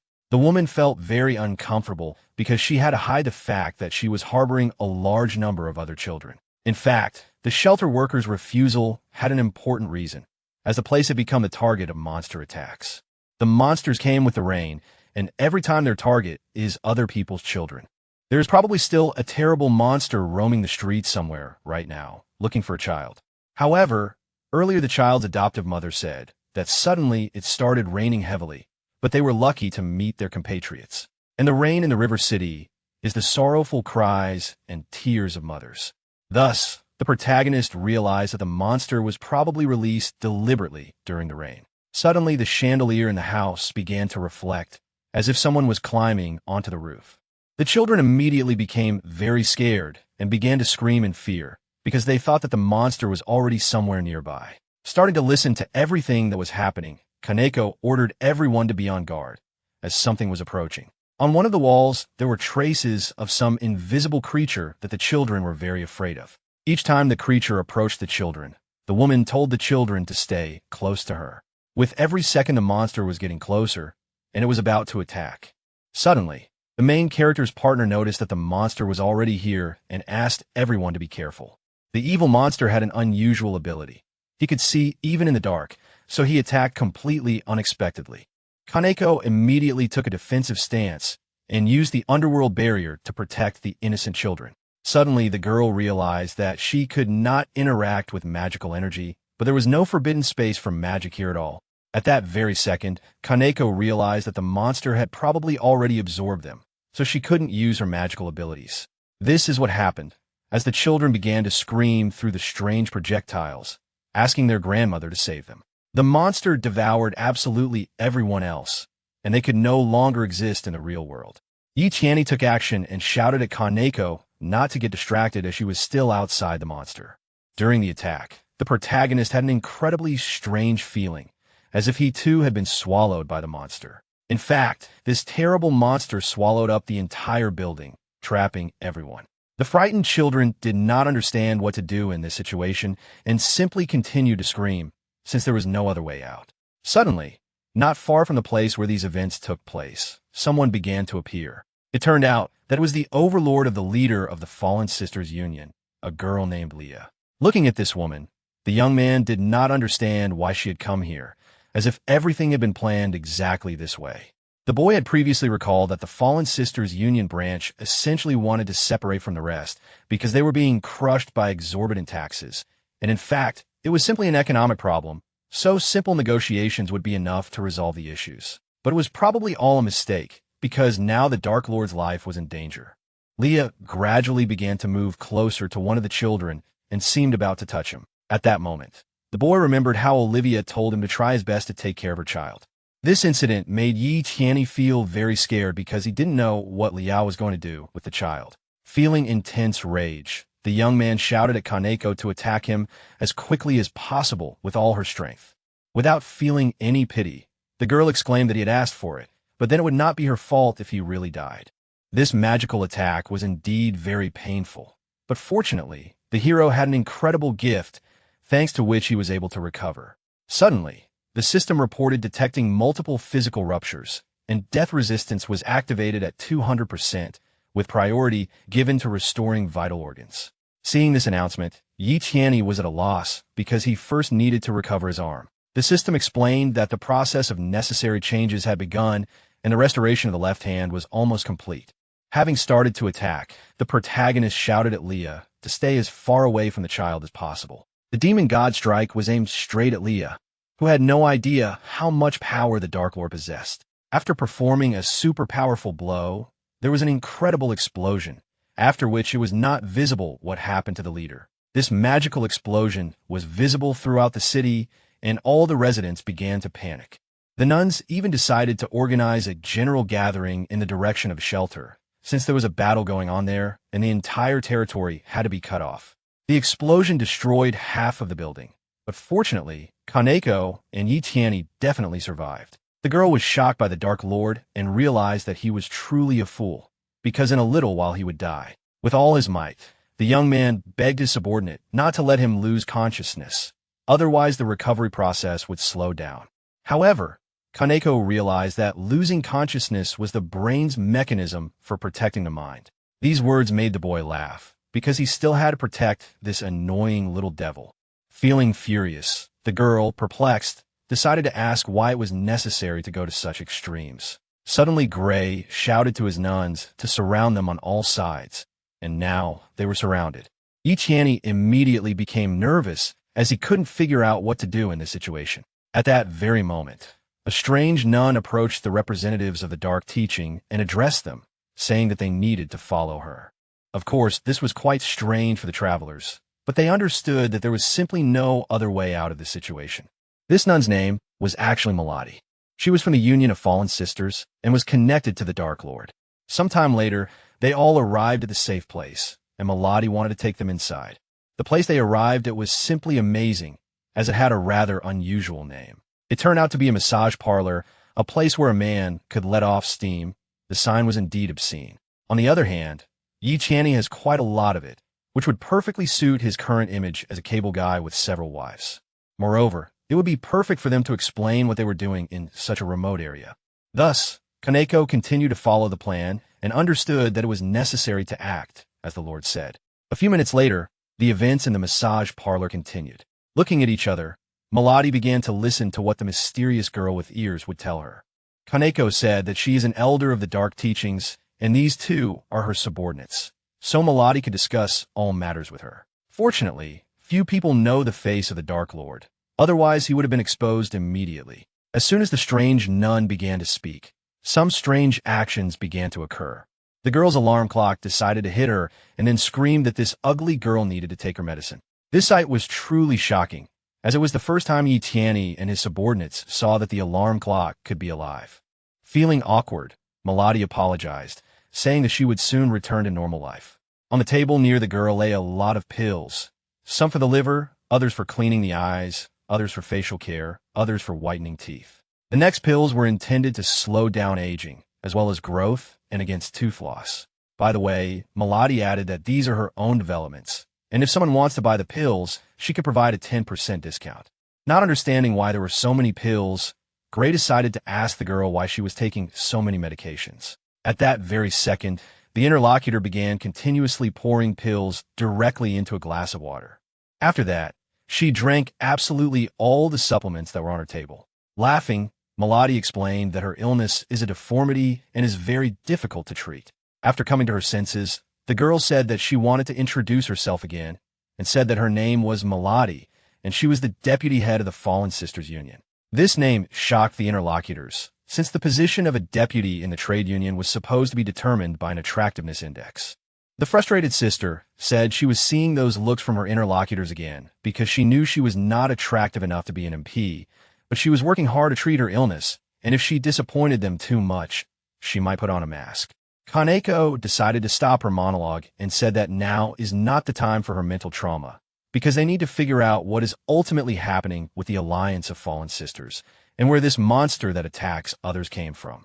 The excited girl said that this monster was Mrs. Leah. When they heard this, no one could understand how this was possible, because although Leah was disgusted by them, she certainly could not do this. As it turned out, all the troubles began with the moment when the burial place of the goddess of war and love was excavated. Freya's tomb marked the beginning of everything. A month ago, events took place in Freya's tomb behind the huge stone door. Several nuns went to the tomb to investigate. Leah was very glad that they managed to get into this tomb, because if they could create the elixir according to this recipe, then they would be able to rise so high again that they would become new goddesses. It was surprising to Melody that others were descendants of gods. And if this recipe was followed, then theoretically it would be possible to extract from others the drops of blood of the gods that flowed in their veins.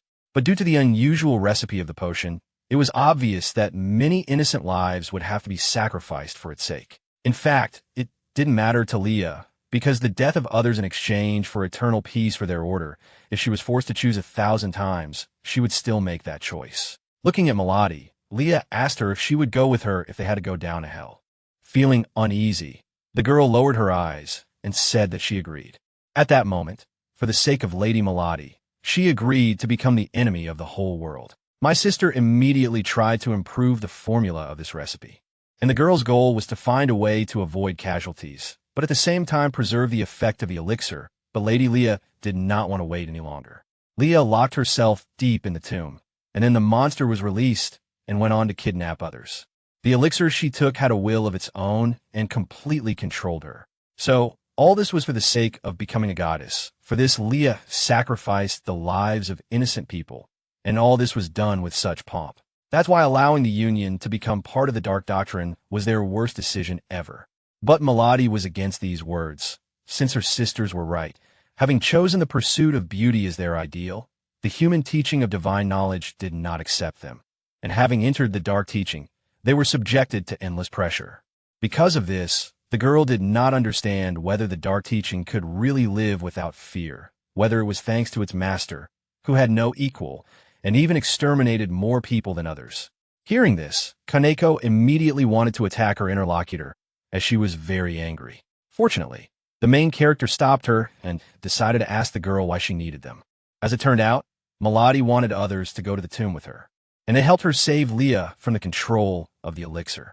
That is why the nun begged to be allowed to enter the tomb of the goddess, to save the mistress from the control of that very ill-fated potion. This request really shocked the travelers, because they did not expect that they would be entrusted with such a difficult mission.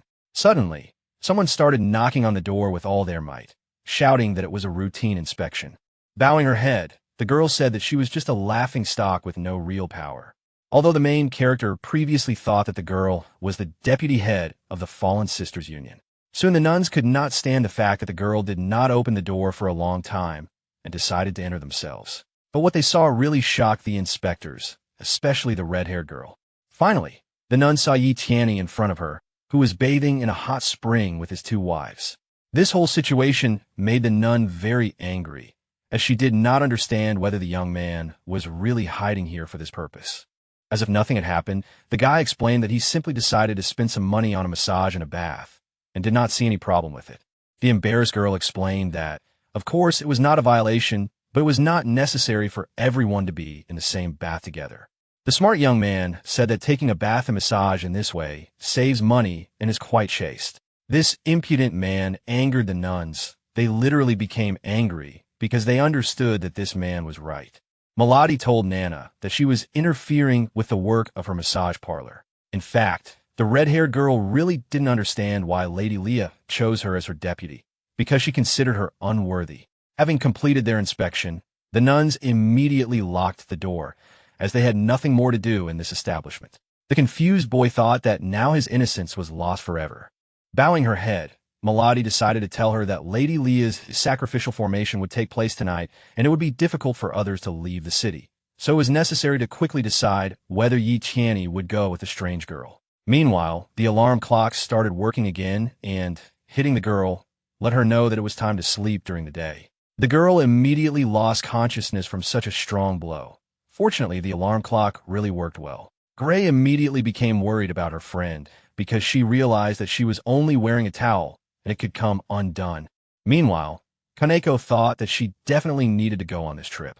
The girl was truly obsessed with the idea of killing Leah. Suddenly, the young man said that the girl shouldn't be afraid because he was nearby. The good-natured Dark Lord exclaimed that he would definitely protect his subjects. Kaneko still felt a great deal of anxiety because she knew that anyone who killed other people's children could only repay them with blood. However, the protagonist decided to remind his partners that peaceful negotiations were impossible now, and they were not ready for armed suppression. The wise decision in this situation would be to flee. Hearing this, the girl with cat ears became very angry, as she thought that the Dark Lord did not care about the lives of everyone else in this city. Addressing the girl, the guy said that she should show restraint in this situation. But Kaneko didn't seem to hear the Dark Lord and said that he was not who he said he was. This caused the young man great distress, as he realized that Gray could hear it. Using his magical abilities, the hero used first-order magic, namely the barrier of silence. Thus, the girl shouted that, firstly, Yi Tianyi was not their master, and he did not care about the life or death of others. A few seconds later, Kaneko couldn't understand how she could have said such hurtful things, since she should have still had some hope that the Dark Lord would help. Looking at his partner, the boy decided to ask her if she had said everything. The girl was still angry and said that she still had a lot to say. Bowing his head, the hero tells her to shut up, and he promises to do what she wants. In any case, he is not obliged to tell her all his thoughts. Suddenly, my little sister ran out at incredible speed and screamed that she simply found her brother disgusting. After listening to this entire conversation, Gray realized that they were clearly hiding something from her. Yi Tianyi immediately decided to order Gray to prepare for the return journey. Meanwhile, events continued to take place in the dark cave.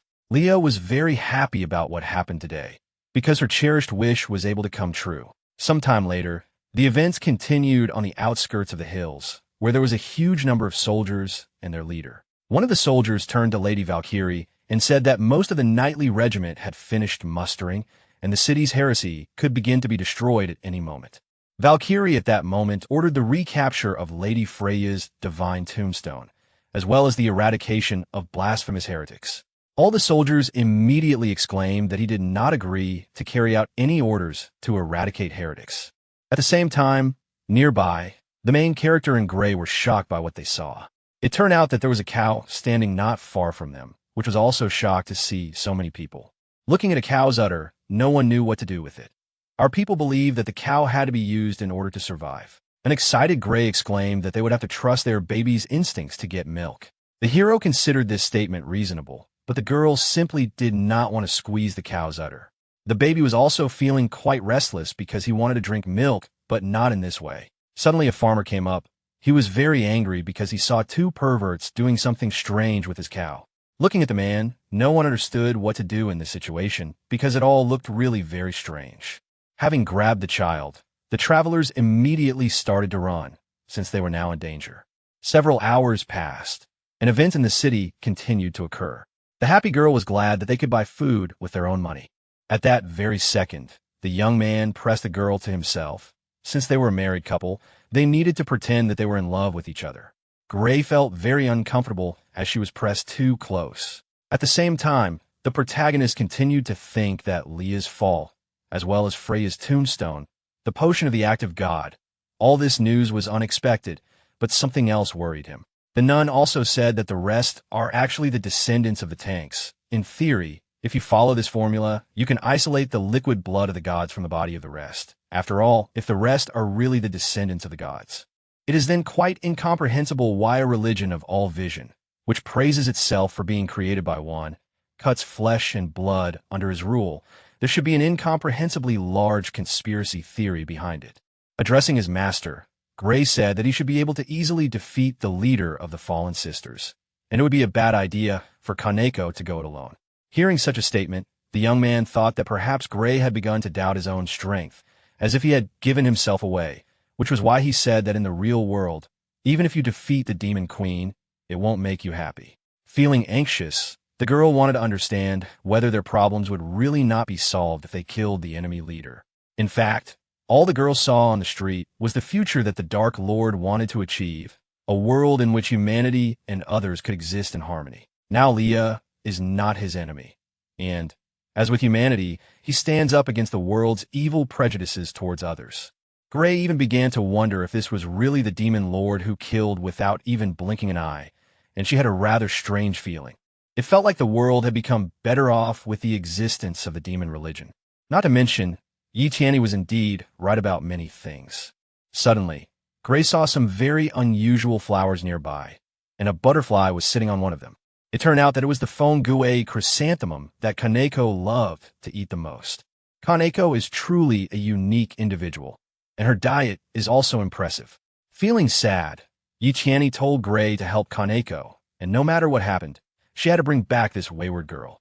Embarrassed, the girl immediately said that she would follow this instruction, but at the same time she realized that this guy really had a very gentle and soft heart. A few hours later, events continued in a deserted corner. The hero was already at home, and, apparently, they weren't even following him.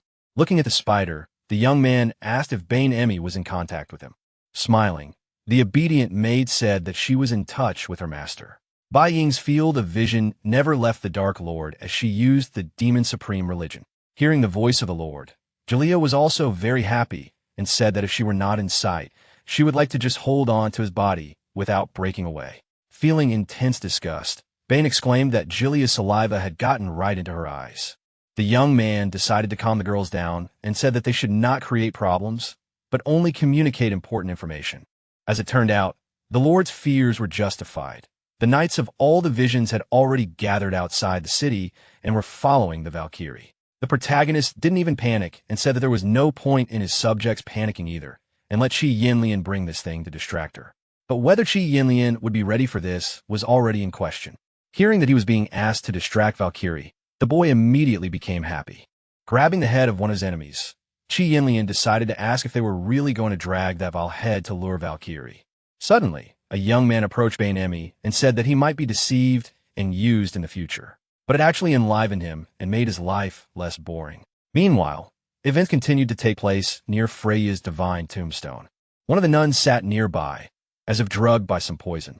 Looking into Melodi's eyes, the red-haired girl exclaimed that she really was a traitor. It turned out that it was Melody who decided to poison her ally. As it turns out, this fog has no side effects, so the girl will just have to rest for a while. Kaneko decided to approach the nun, later telling her that she needed to follow them to the divine tombstone because they had to subdue Leah before the guards regrouped. Looking at Gray, she immediately asked her if she could trust her with the seat in the back.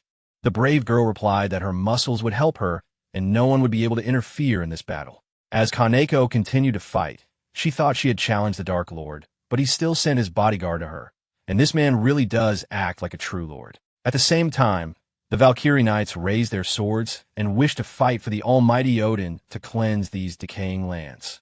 Suddenly, someone stepped on the knight's head and said that he was a hypocrite, after which fire magic was immediately used, with the help of which the knight was attacked. The stranger exclaimed that no matter how cold-blooded a scoundrel he was, he still despised these servants of the Valkyrie. As it turned out, it was Qi Yinlian who decided to warn all the knights. He wanted to warn them that real villains never need an excuse for cold-blooded murder. Looking around, the young man noticed that Valkyrie was nowhere to be found, and he felt very sorry that they had not met. The knight was at a loss to see that their enemy was surrounded, but he continued to talk nonsense. Qi Yinlian laughed and realized that his enemies had not yet realized their situation, as it was obvious that they were now facing a very strong opponent. That's why the boy decided to ask the honorable knights how well done they liked their barbecue. After some time, the events continued to take place in the city bar where the main character was. Using her magical powers, Bae and Amy told the Lord that it would be too late if he did not leave now. When the hero was lost in thought at the entrance to the bar, the owner thought he was poor and served him a drink. That was why Yi Tianyi felt so drunk that he couldn't even move his legs now. Bane, I sincerely hope that the Lord did not intend to commit any stupidity, because in this unbridled world, mercy is the privilege of the strong. Suddenly, two half-breed sisters from the dragon family appeared nearby, and they were very hungry. Little Red Sister was still sick and sneezed constantly. The sick girl had lost her appetite. Her cold looked worse than the last time she burned the demon. After thinking for a while, the young man came up with a brilliant plan that he wanted to bring to life. That's why Bane had to broadcast one message throughout the city. I don't understand what's going on.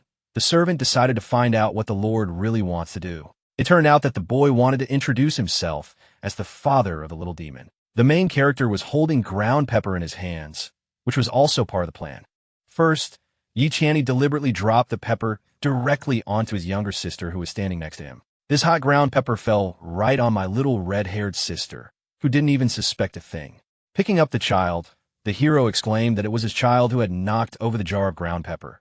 The girl was still very small, so there was no need to be angry with this little demon.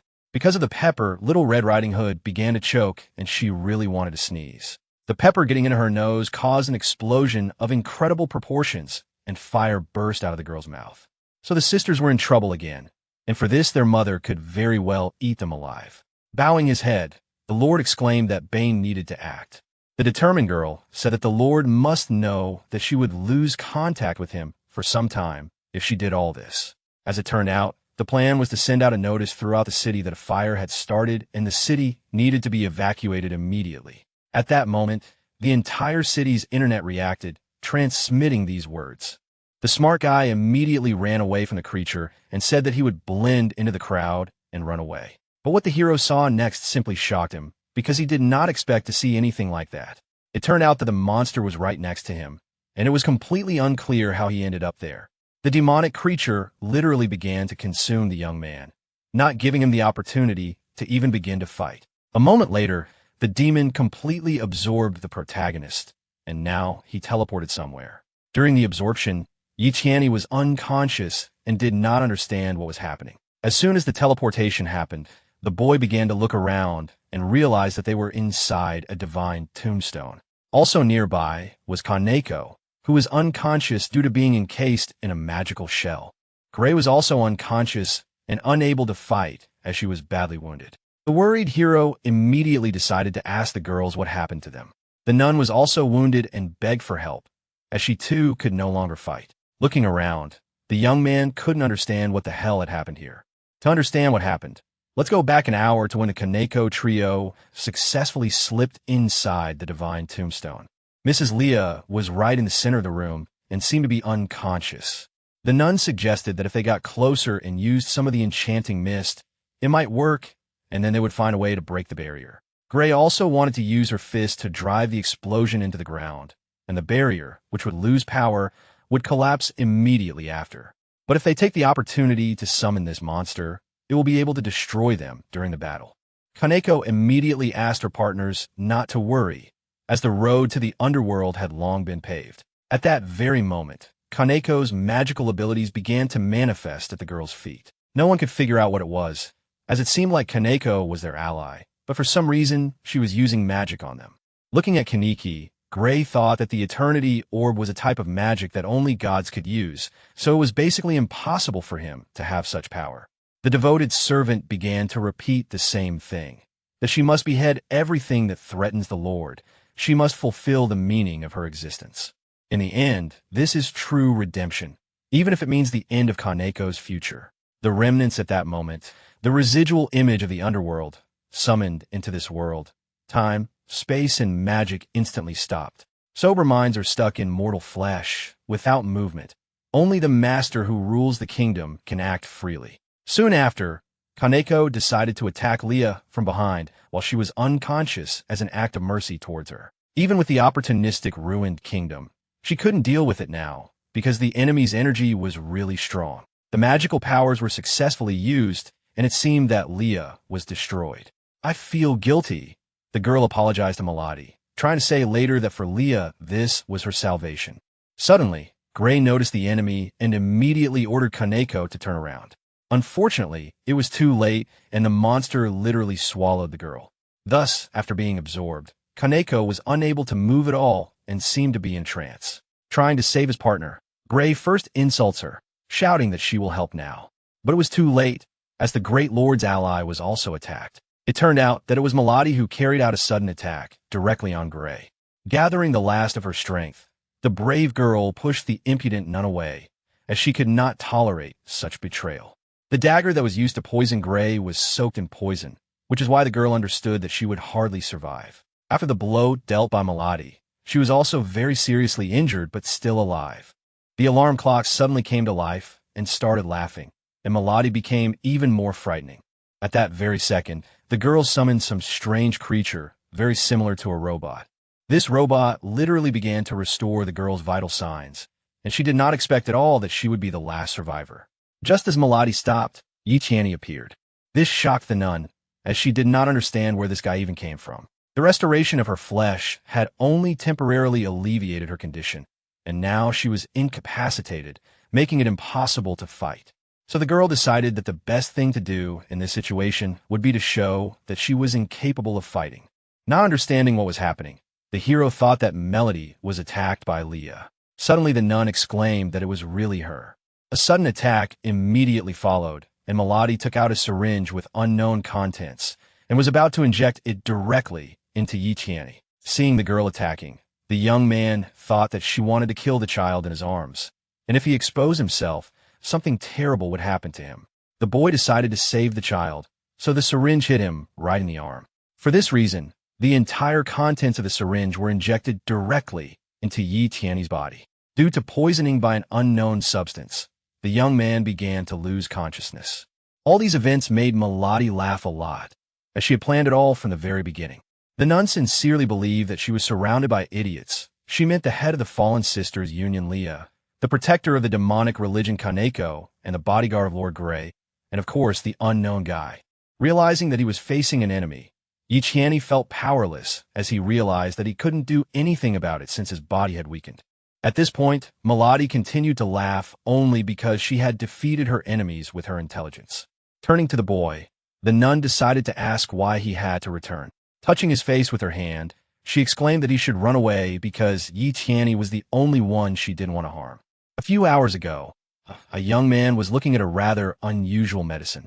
This medicine contained vitamins A, B, C, D, E and K, calcium, magnesium, potassium, phosphorus, iron, iodine, zinc, and other trace elements with minerals. The amount of vitamins in the tablets was truly astonishing, and it seemed that they were not helping one's health, but on the contrary, were harming it. It was a surprise to the boy that it was a nun who was able to create all these medicines. Feeling awkward, Melody admitted that she had no magical talent, so she took up traditional alchemy. Suddenly a young man approached the nun and said that she really looked very unusual. He also said that he considered her an unrivaled beauty, and in this sense he would call her a genius. A clever boy might naturally look back on this type of chivalry from more conservative times, but perhaps he should go further. For the woman, these words were shocking, since the first man did not stand in front of her to praise her beauty. And this guy also had incredibly passionate eyes. That's why the nun had already begun to think that they needed to have more than 3 children together. But Gray did not tolerate such talk and told the guy not to bother the girl, so that they could quickly go on a mission before it was too late. At the last moment, the young man shouted that if the girl was not satisfied with the fallen sisters, then she must definitely come and work for the demon's religion, and he could vouch for her.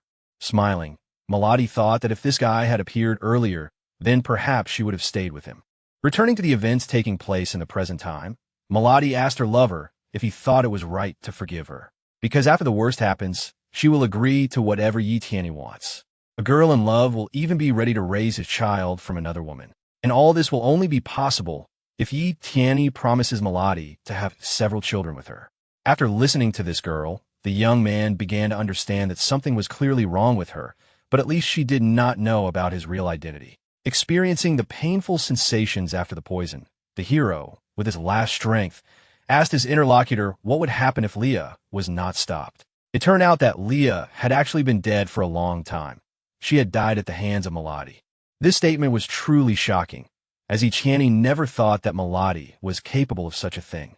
Noticing that her lover frowned, the nun immediately wanted to explain something to him. The events took place a month ago, and Leah decided that she wanted to destroy the potion of the act of God. It was surprising to hear this, as Leah had previously planned to abandon the demon religion until the mistress became a god. Turning to her partner, the girl explained that in this way they would kill a large number of other people and sacrifice them so that the potion would be perfect. But Melody still wanted to create the potion and said that it didn't matter how many others they had to destroy because they, as fallen sisters, would definitely help her achieve it. Smart Leah still accepted her decision that this potion would only bring them discord. Bowing her head, Melody agreed with her mistress and obediently wished to destroy the potion. Suddenly, a fire was lit nearby to destroy the potion. At that very second, someone seemed to turn to Melody. The flame spoke to the nun and asked if she really wanted to live in Leah's shadow for the rest of her life. The demonic being stated that Melody could become the hero who saved the Order of Fallen Sisters. The girl also began to remember how society told her she was just a replacement, like Leah's pet was a pet. The voices in her head kept telling her that she was ugly, and she wanted to fix it with all her might. That is why at that moment Melody could not restrain herself and committed a terrible act. When she came to, the nun did not understand what had happened, as she had done it unconsciously. In great pain after being wounded, Leah wanted to ask Melody why she did it. But at that very second the girl's strength began to leave her, and strange green eyes appeared around her. It turned out that it was at this moment that this strange creature with a large number of eyes appeared. He swallowed the girl, leaving no trace of her. As soon as Melody realized what she had done, she immediately fell to the floor and started screaming. Suddenly, a strange voice told Melody that there was no need to be afraid, because now Melody was under protection, and she had a monster in her power. The demonic creature promised to give the girl unprecedented beauty and strength, and she will sacrifice others to him. Thus, the young man realized that the monster he met yesterday was actually protecting others. The crazy girl wanted to become the new god and said that no one knows about her yet, but soon the whole world will know who Melody is. After listening to his interlocutor, the hero realized that he was in trouble, but the system notified him that death resistance had been activated, and the removal of toxins had already occurred by 3%. Meanwhile, on the battlefield where Qi Yinlian was fighting with many people, events continued to happen. Having killed absolutely all the knights, the young man wanted to see at least some emotion on the face of the man whose head he held in his hands. The narcissistic guy thought this jerk was lucky to die at his hand. Laughing, the head said that they wouldn't be able to use him as bait for Valkyrie. To Qi Yinlian, these words were beautiful because the head spoke incredibly soullessly, and it was amazing. According to the man, it was all useless, as his head was protected from such a force that his enemy could not comprehend. At that very moment, the head saw Qi Yinlian start to take something out. According to the boy, since the head can withstand a lot of blows and other damage, it definitely cannot withstand exposure to urine. After which the narcissistic and proud man was doused with some liquid, which caused him to be disgraced. Soon after, Qi Yinlian decided to ask the man what the liquid tasted like. After all, if it tastes good to you, then you should drink it. Feeling intense anger and fury, the head began to scream for Valkyrie to kill this freak for him. I turn to the head. The young man notices that if she opens her mouth like that, she will choke. Meanwhile, Valkyrie arrived to see what was going on. Using her magical powers, the goddess flew in and wanted to save the head. But before she touched the head, Valkyrie began to despise the man because he was dirty. Because of this, the squeamish goddess first puts on gloves to grab the head. All this began to irritate him greatly, as he thought that the Valkyries probably did not care about him. Suddenly, Qi Yinlian kicked him with his head as hard as he could, like a soccer ball. According to the boy, there was clearly a tense relationship between Valkyrie and this head. The worried goddess immediately rushed to run behind the head to grab it. But, as it turned out, Qi Yinlian was very smart and immediately wrapped the girl in magical chains. Laughing, the strongest guy decided to ask Valkyrie if she really wanted to play. The goddess appreciated the speed of this guy and said that he was quite a good fighter. While Valkyrie was attacking with lightning, Qi Yinlian could literally split into several parts using his magical abilities and thus dodge the attacks. After all, it didn't matter to the guy how strong the blow was, as long as it didn't hit the target. At the same time, the goddess realized that this guy's current firepower was quite weak. The boy's attacks were actually quite weak, as they were unable to harm Valkyrie. That's why Qi Yinlian says in the video that the goddess is quite strong, and it's completely unclear what the outcome of the battle between her and the master will be in a month. Perhaps the goddess told the Dark Lord to spare him, and at the same time he was crying and screaming. For Qi Yinlian, this was the best outcome, as he wanted the Dark Lord to be humiliated. Looking at this boy, the goddess realized that he was somehow abnormal. Suddenly Bane Amy turned to Valkyrie and said that they could now have a drink together that evening and have a heart-to-heart talk. This was a surprise to Valkyrie, as she had not even noticed that these two servants of the Dark Lord were here. If Valkyrie does not agree, Then the succubus will take this filthy head of the overlord and throw it into the rift of time and space. Angelia could guarantee that no one else would ever be able to find the head of this lord.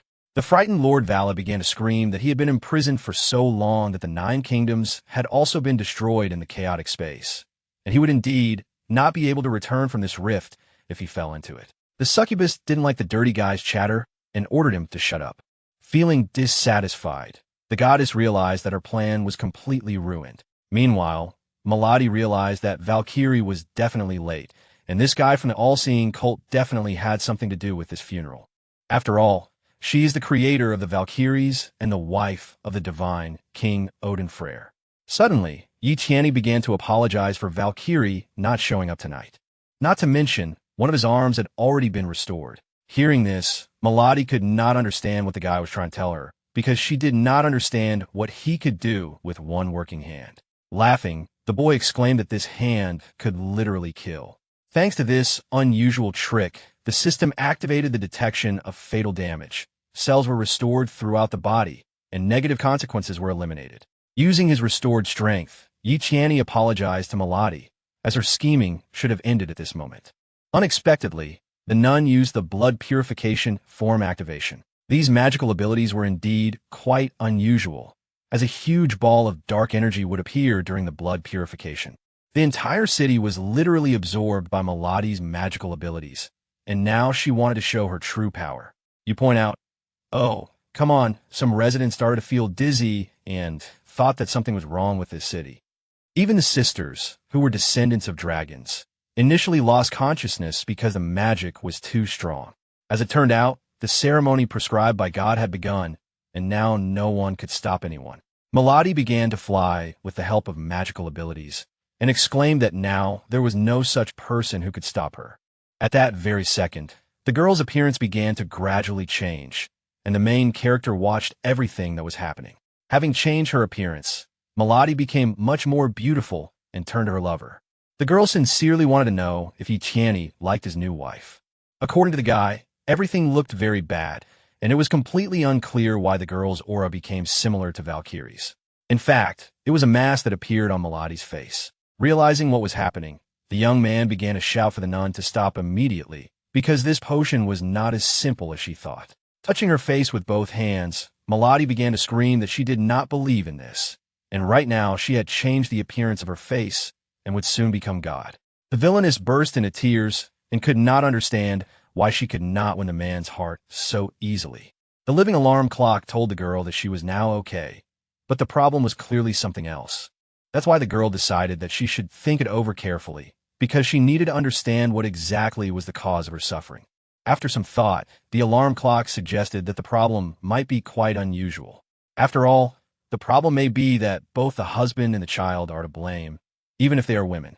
Realizing that there was no way to help Melody, the protagonist began to use his magical abilities and used the blow of the demonic god.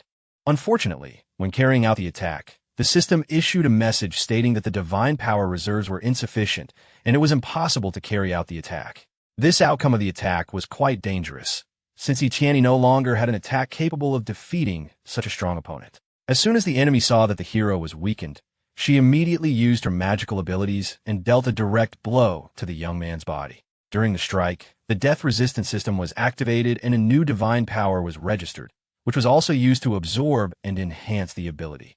Melody was very pleased with the outcome of the battle, as she saw that soon Yi Tianyi would no longer be able to resist and would die. But there was another problem that prevented the goddess from achieving happiness with her husband. Frightened for the child, the boy began to shout at the girl not to do this. But, as it turned out, after the attack the child remained completely unharmed. Seeing that the child was unharmed, Melody thought that she had simply missed and decided to use the attack again. That is why the goddess used her magic again to finish what she started and kill the child. In fact, the child did not pay any attention to these attacks at all, since he did not even feel them. The goddess was simply furious and understood that she would use many, and so on until she achieved her goal. Even after more than 100 attacks, the child remained unharmed. Feeling very tired, the girl could not understand what was happening, as it was obvious that a child could not possess such magic. Looking at the child, even a main character could not understand what happened to the baby. Laughing, the young man decided to ask the child if everything would be okay with him if he gave his brother a chance to take revenge. Since the child was resistant to the goddess's magical abilities, Yi Tianyi decided to take action. The child was used directly as a human shield, taking all of Melodi's attacks. Gradually, the distance decreased, and it became clear that the hero would reach his goal. After a few seconds, the boy finally managed to reach the goddess and grabbed her. It turned out that the goddess has a rather unusual ability and can release magical flame even from her mouth. Addressing the girl, the young man informed her that he planned to use such actions only against Valkyrie.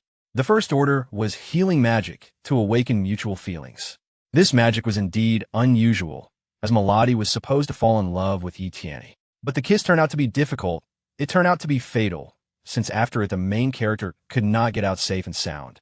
After the kiss ended, the young man seemed to evaporate, as with the help of magic his head disappeared somewhere. This terrible suffering and pain was imprinted on Yi Tianyi's bones. These feelings, in this moment, should have been imprinted on Melody's mind. All of this should have been imprinted on Melody thanks to Yi Tianyi's magic. From such powerful magic, the girl began to cry with all her might, because she felt the power leaving her. Meanwhile, the boy had already hidden somewhere nearby and understood that he couldn't fall asleep, otherwise his recovery would take much longer. Yet Yi Tianyi didn't understand how he could oppose the gods if he was just a mortal and always thought about only that. It's enough to overwhelm any man in the middle of the night. His mind gives in to this anxiety. No longer even a question arises as to why it should be him. Because of this, Yi Tianyi just wanted to return everything to normal, to take back all the suffering they had caused him. At the same time, the child began to climb over the main character. With a heavy sigh, the girl realized that the battle was finally over. The child continued to lie directly on the hero, as if trying to rest. But suddenly, the child turned into a grown-up girl, and she sat right next to Yi Tianyi. It turned out to be Leah, who exclaimed that the guy had a very gaunt face, so she could heal him. But this was already a shock for Yi Tianyi, because he never expected that the child would turn out to be that very same Leah. At that moment, the girl remembered her childhood, when her mother told her an instructive story. Mother said that beauty achieved outside the laws of the gods leads to decline, and those who have already fallen must be destroyed. The little girl couldn't understand what was wrong with this damned world, because inside her there was a demon that she was constantly fighting. A few hours later, the young man woke up in an unknown place. Looking around, the boy thought that the memories from Leah's past were just a dream, and this meant that the hero simply lost his composure and lost control over himself.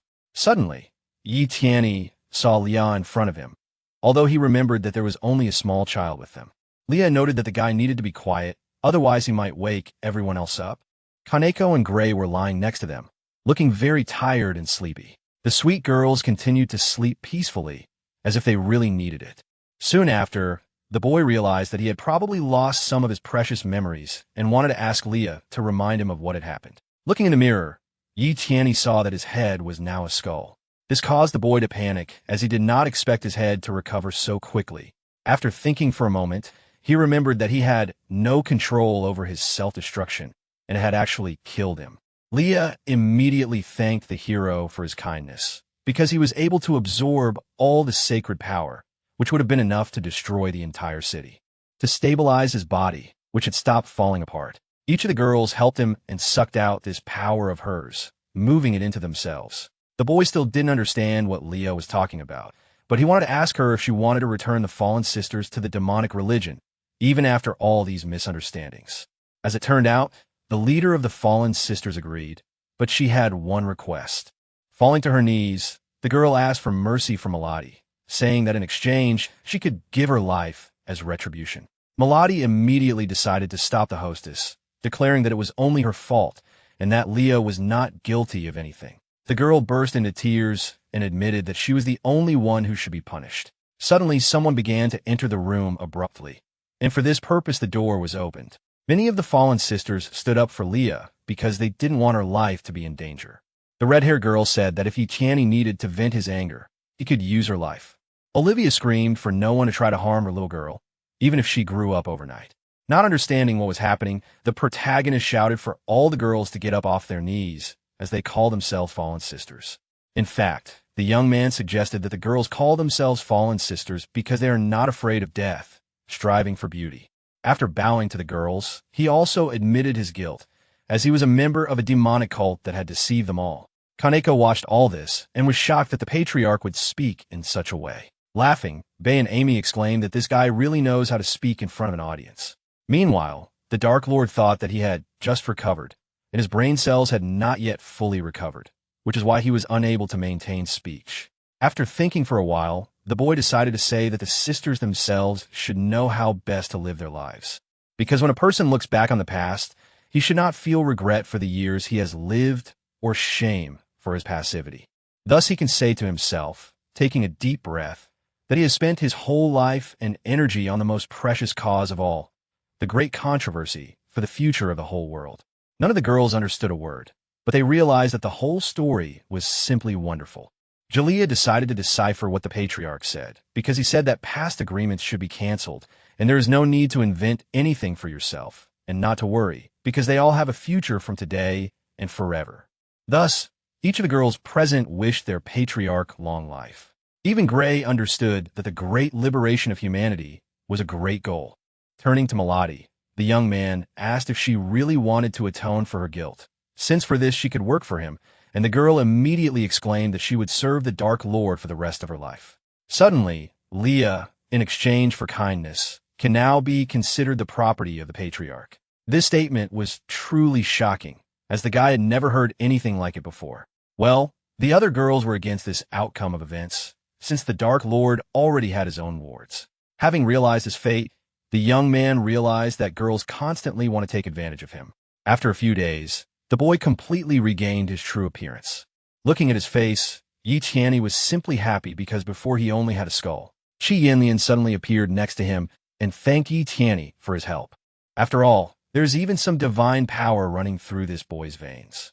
The hero, upon hearing this, only said that this was indeed good, because in this way Qi Yanlian would be able to become stronger. An embarrassed Qi also said it was his first kiss that night. But these words already greatly embarrassed the boy, and he said that it was better not to remember what happened last night. A few days later, Gray contacted her informant on the roof of the mage headquarters. The girl said that certain events should happen in 3 days. But, judging by the latest information she received regarding the events, a whole month had already passed. Gray also sincerely believed that the Dark Lord was not a bad person. He was just very specific. But he did not care about this information, and he asked not to play these games with him, since the Lord cannot be kind. It was then that the bird exclaimed that if Gray did not give useful information, her sister would be killed. In fact, every time the informant secretly passed on information about her sister, his transformation ability was not useless at all, and he helped them and his sister a lot. This made the informant feel uneasy as he thought that Gray actually trusted him. The castle grounds also continued to undergo intense training, which caused the subject to constant suffering, because the abilities that were applied to the target were strong enough that resisting them was simply useless. After the events that happened earlier, Bei and Amy also learned to use magical abilities and use divine power. But the object constantly suffered from this and literally begged the girl to fix it. Even Kaneko could use divine power, but there was one caveat. When using divine power, the images the girl created quickly disappeared, which meant that her skills were still quite weak. Melody worked together with the Dark Lord and said that if anyone felt any discomfort during cultivation, they could immediately come to her for treatment. The living alarm clock also became kind and said that if someone does not understand something, then they can simply ask him about everything. No one understands God better than him. The girl did not like this behavior of the living alarm clock, and she hit him with all her strength as he was disturbing his owner.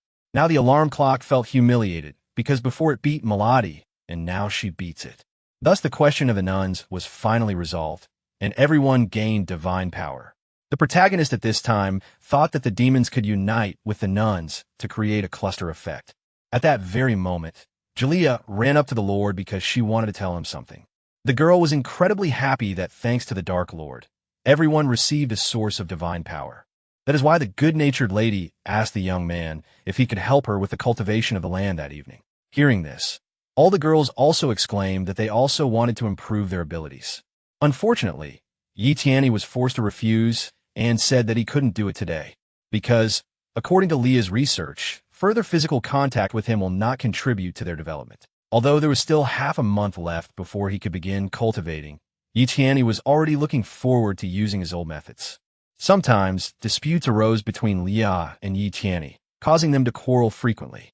Because of this hero, all sorts of troubles in his studies were bothering him. Because of this, he developed slowly, but the system gave him a task where he had to carry out a hidden factional purge, and as a reward, he received a mythical treasure chest. Then the young man remembered that he had a reward for completing missions, which he would soon be able to receive. The first reward was 1,000 gold coins, which Yi received immediately and without hesitation. The assistant was really shocked by such a large number of gold coins, as he had never seen such wealth before. The next reward was that the boy received 30 gold coins for every 2 experiences. Experiencing an unusual sensation, Yi literally felt like he was getting stronger with each passing second. His experience had been accumulated to the upper limit, and he could now choose to be promoted to master level. This was defined as a shape-shifting player, and the probability of promotion failure was 1%. Without thinking twice, the protagonist wanted to take up cultivation and, despite the risks, pressed the confirmation button. Amy immediately decided to contact the master to understand what he wanted to do. This time the boy only made it clear to the girl that she should be quieter. Starting to get angry, Bane only thought that the master's secret should not become known to Melody. This is indeed true, because it took Tianyi 10 days to become a real magician. At this time, Jillia thought that perhaps her achievements were the result of the Dark Lord's kiss. Suddenly, the system indicated to the young man that he could receive the final reward for this mission, namely the rhizome of the World Tree. Suddenly, some kind of creature began to appear nearby. Trying to get a better look at this creature, Yi waited for the fog to clear. But what he saw next was truly shocking, because no one expected it. The unknown creature turned out to be a giant mushroom with a hammer. It was a rhizomatous mushroom of the World Tree. Some time later, the events in the magic garden continued. The main character and his partner continued to study the flue to understand what it is. Because of this creature, everyone was in complete shock because there were many similar cases in the world, but they saw such a creature for the first time. As Yi continued to observe the creature, he realized that in this form, it was a plant and probably wanted to drink water. Without a second's hesitation, the boy immediately took out a cup of water and poured it right into the mushroom's face. After thinking for a bit, Leah suggested that the roots of this mushroom needed to be watered. That's why the girl poured water right under the root of the mushroom. This seemed to make the mushroom feel humiliated as it was being watered for no reason. After a few minutes, the mushroom began to cry because he was very upset. All this made Kaneko incredibly angry, and she ordered her to stay away from that mushroom. Fungus and Kaneko realized that Yi and Leah were acting like children playing with an innocent creature. A friendly girl brought a coconut with a straw and said that the fungus can drink coconut juice. The animal immediately liked the way the woman treated it, and it began to drink the coconut juice with pleasure. In Gilea's opinion, all these events were too outrageous, until the girl realized that the World Tree, which carried 9 worlds, withered even after Ragnarok. And this creature did not at all resemble the Great Tree. It was very well-fed, well-groomed, and large. But on the other hand, Amy realized that if this really was the root of the World Tree, then they were very lucky. In connection with receiving such an award, the young man decided to find out from the system what is the use of the rhizomes of this World Tree. The system immediately explained that mushrooms can rebuild the world at the will of the owner, whether it's the creation of a civilization or something more. With the help of the mushroom, it was even possible to create a natural landscape. As long as the hero can clearly imagine this in his mind, the mushroom will build this world directly for its owner. The young guy found it very interesting and wanted to try it. He was skeptical about the mushroom and ordered it to build a modern swimming pool nearby. For the mushroom, this task turned out to be ideal, and he immediately set to work. A moment later, small mushrooms began to appear from the mushroom cap. These mushrooms had magical tools with which they could build various buildings. Not far from the girls, construction of a modern swimming pool began immediately. The ladies were truly shocked by this turn of events, as they had never seen anything like this before. A few minutes later, the modern pool was successfully prepared, and happy girls were already swimming in it. None of them understood how it happened at all and how they ended up in the pool, but they were very happy about it. Thus, the main character realized that this mushroom is the map editor. After thinking for a while, the young man decided that if he built a modern city in another world, he could mark the place for the duel with Valkyrie there. It really was like an alien version of the Olympics. But these people were much stronger than the monsters that lived in this world. People live in a feudal society where spirituality and material culture are rare. A group of ancient people with little knowledge can be tempted by the temptation contained in a modern city. For them, it can become simply an irresistible goal. In fact, the guy really liked the boundless sea of desires. Ichiani immediately began to laugh evilly, like some kind of villain with power. According to Kaneko, the gentleman was acting very suspiciously and she was ready to attack him. Having come to his senses a little, the boy said that the church was all a vision, Valkyrie, the human kingdom. However, they were just paper tigers and today he would show them all. The main character wanted with all his might to show all his enemies the full power of the modern world. Looking at each other, the girls even thought that the Dark Lord had fallen ill again and was clearly not feeling well. Several hours passed after the first command, and Yi Qianni once again wished for the mushroom to create another city from another world. The creation of another city happened immediately, and it seemed that the mushroom could create a new civilization in a few seconds. Thanks to the skills of the unusual creature, the city was built in a matter of seconds. The boy was very happy about this, because with the help of a magical creature, he created his own city. Suddenly, Yi Qianni literally exploded, overjoyed that he had succeeded in creating a city. As soon as the explosion thundered, the boy seemed to find himself in another world, and someone exclaimed to him that he had finally grown up to this moment. The unknown interlocutor addressed the main character as his agent. Hearing this, Yi Qianni didn't even know how to react to this, and simply continued to listen to the stranger. Realizing that someone was talking behind his back, the young man immediately decided to turn around. Feeling a strong fear of the stranger, Yi Qianni wanted to understand who was talking to him. But as soon as the guy turned to the stranger, he immediately dealt a powerful blow. This blow was delivered directly to the eyeballs because the wanderer exclaimed that one cannot look directly at God. The system immediately activated death resistance and subjected the divine power to a high-frequency discipleship process of 21%. The unknown villain said that the hero was probably confused because he did not understand why he ended up in another world. He also didn't know why the system existed, why there were a number of tasks, and he probably asked himself these questions. As the boy began to rise, he said that he should not worry because Lao Tzu would not complain, because he didn't really believe that gods existed. The deity was actually wondering why this guy was still looking at him. Although the boy's eye sockets were constantly damaged, he still continued to look at the deity, realizing that he would recover in any case. After a while, Yi Qianni wanted to guess what the deity wanted to say next, and he started talking about how the Inhumans were going to end soon, and they couldn't do it themselves, so they had to choose him as their thug who would take revenge on the humans. Yi Qianni laughed and exclaimed that he did not cooperate with the gods who wanted to destroy humanity. To the deity's surprise, he realized that the mortals of the other world did not actually fear the gods. In light of this, God decided to offer a reward. The past could be reversed after Yi Qianni's parents died. This immediately interested the guy, because he did not understand how this could be done. The deity thought that the young man did not doubt for a second that the destruction of the house and the death of his parents was murder, since he himself had used the same methods. Magic in a future he doesn't want to face, as the death of his parents left the young man traumatized. Thus, the young man tried to forget his past forever, so as not to remember how exactly his parents died. In this case, God could bring this boy's parents back to life. When God did not answer his question, he said that Yi Qianni should go to the abyss of stars and plant it in the world tree in its deepest part, and then he would receive enough magical power to build a city. Suddenly the young man's vision was restored, and he wanted to look at the deity. Laughing, God only said that this guy would no longer need his sight. Using its giant hand, the deity was about to finish off Yi Qianni because he was unwilling to agree with the Lord's will. By giving a strong blow with his finger, God hoped that the guy would not be able to bear it and would recover.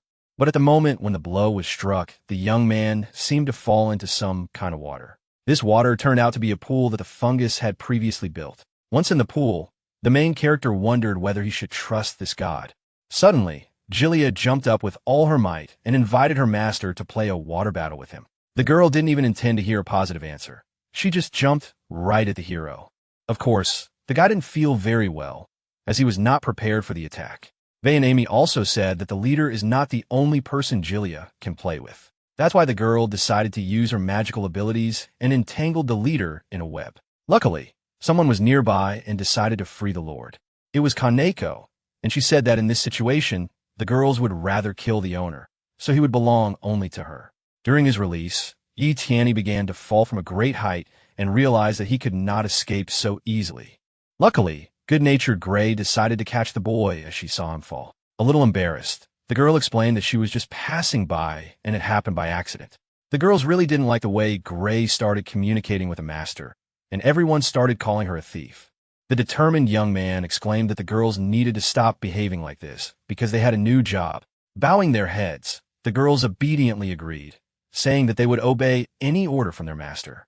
Feeling a little awkward, Yi Tianyi still decided to ask Gray to let him go. After some time, already in the castle, the young man decided to tell the girls about what had happened to him and about the need to go into the starry abyss. Crying, Jalea begged the owner not to go there because she did not want to remain a widow. All this time, the hero could not understand why the girls were so excited, because it was just a routine task.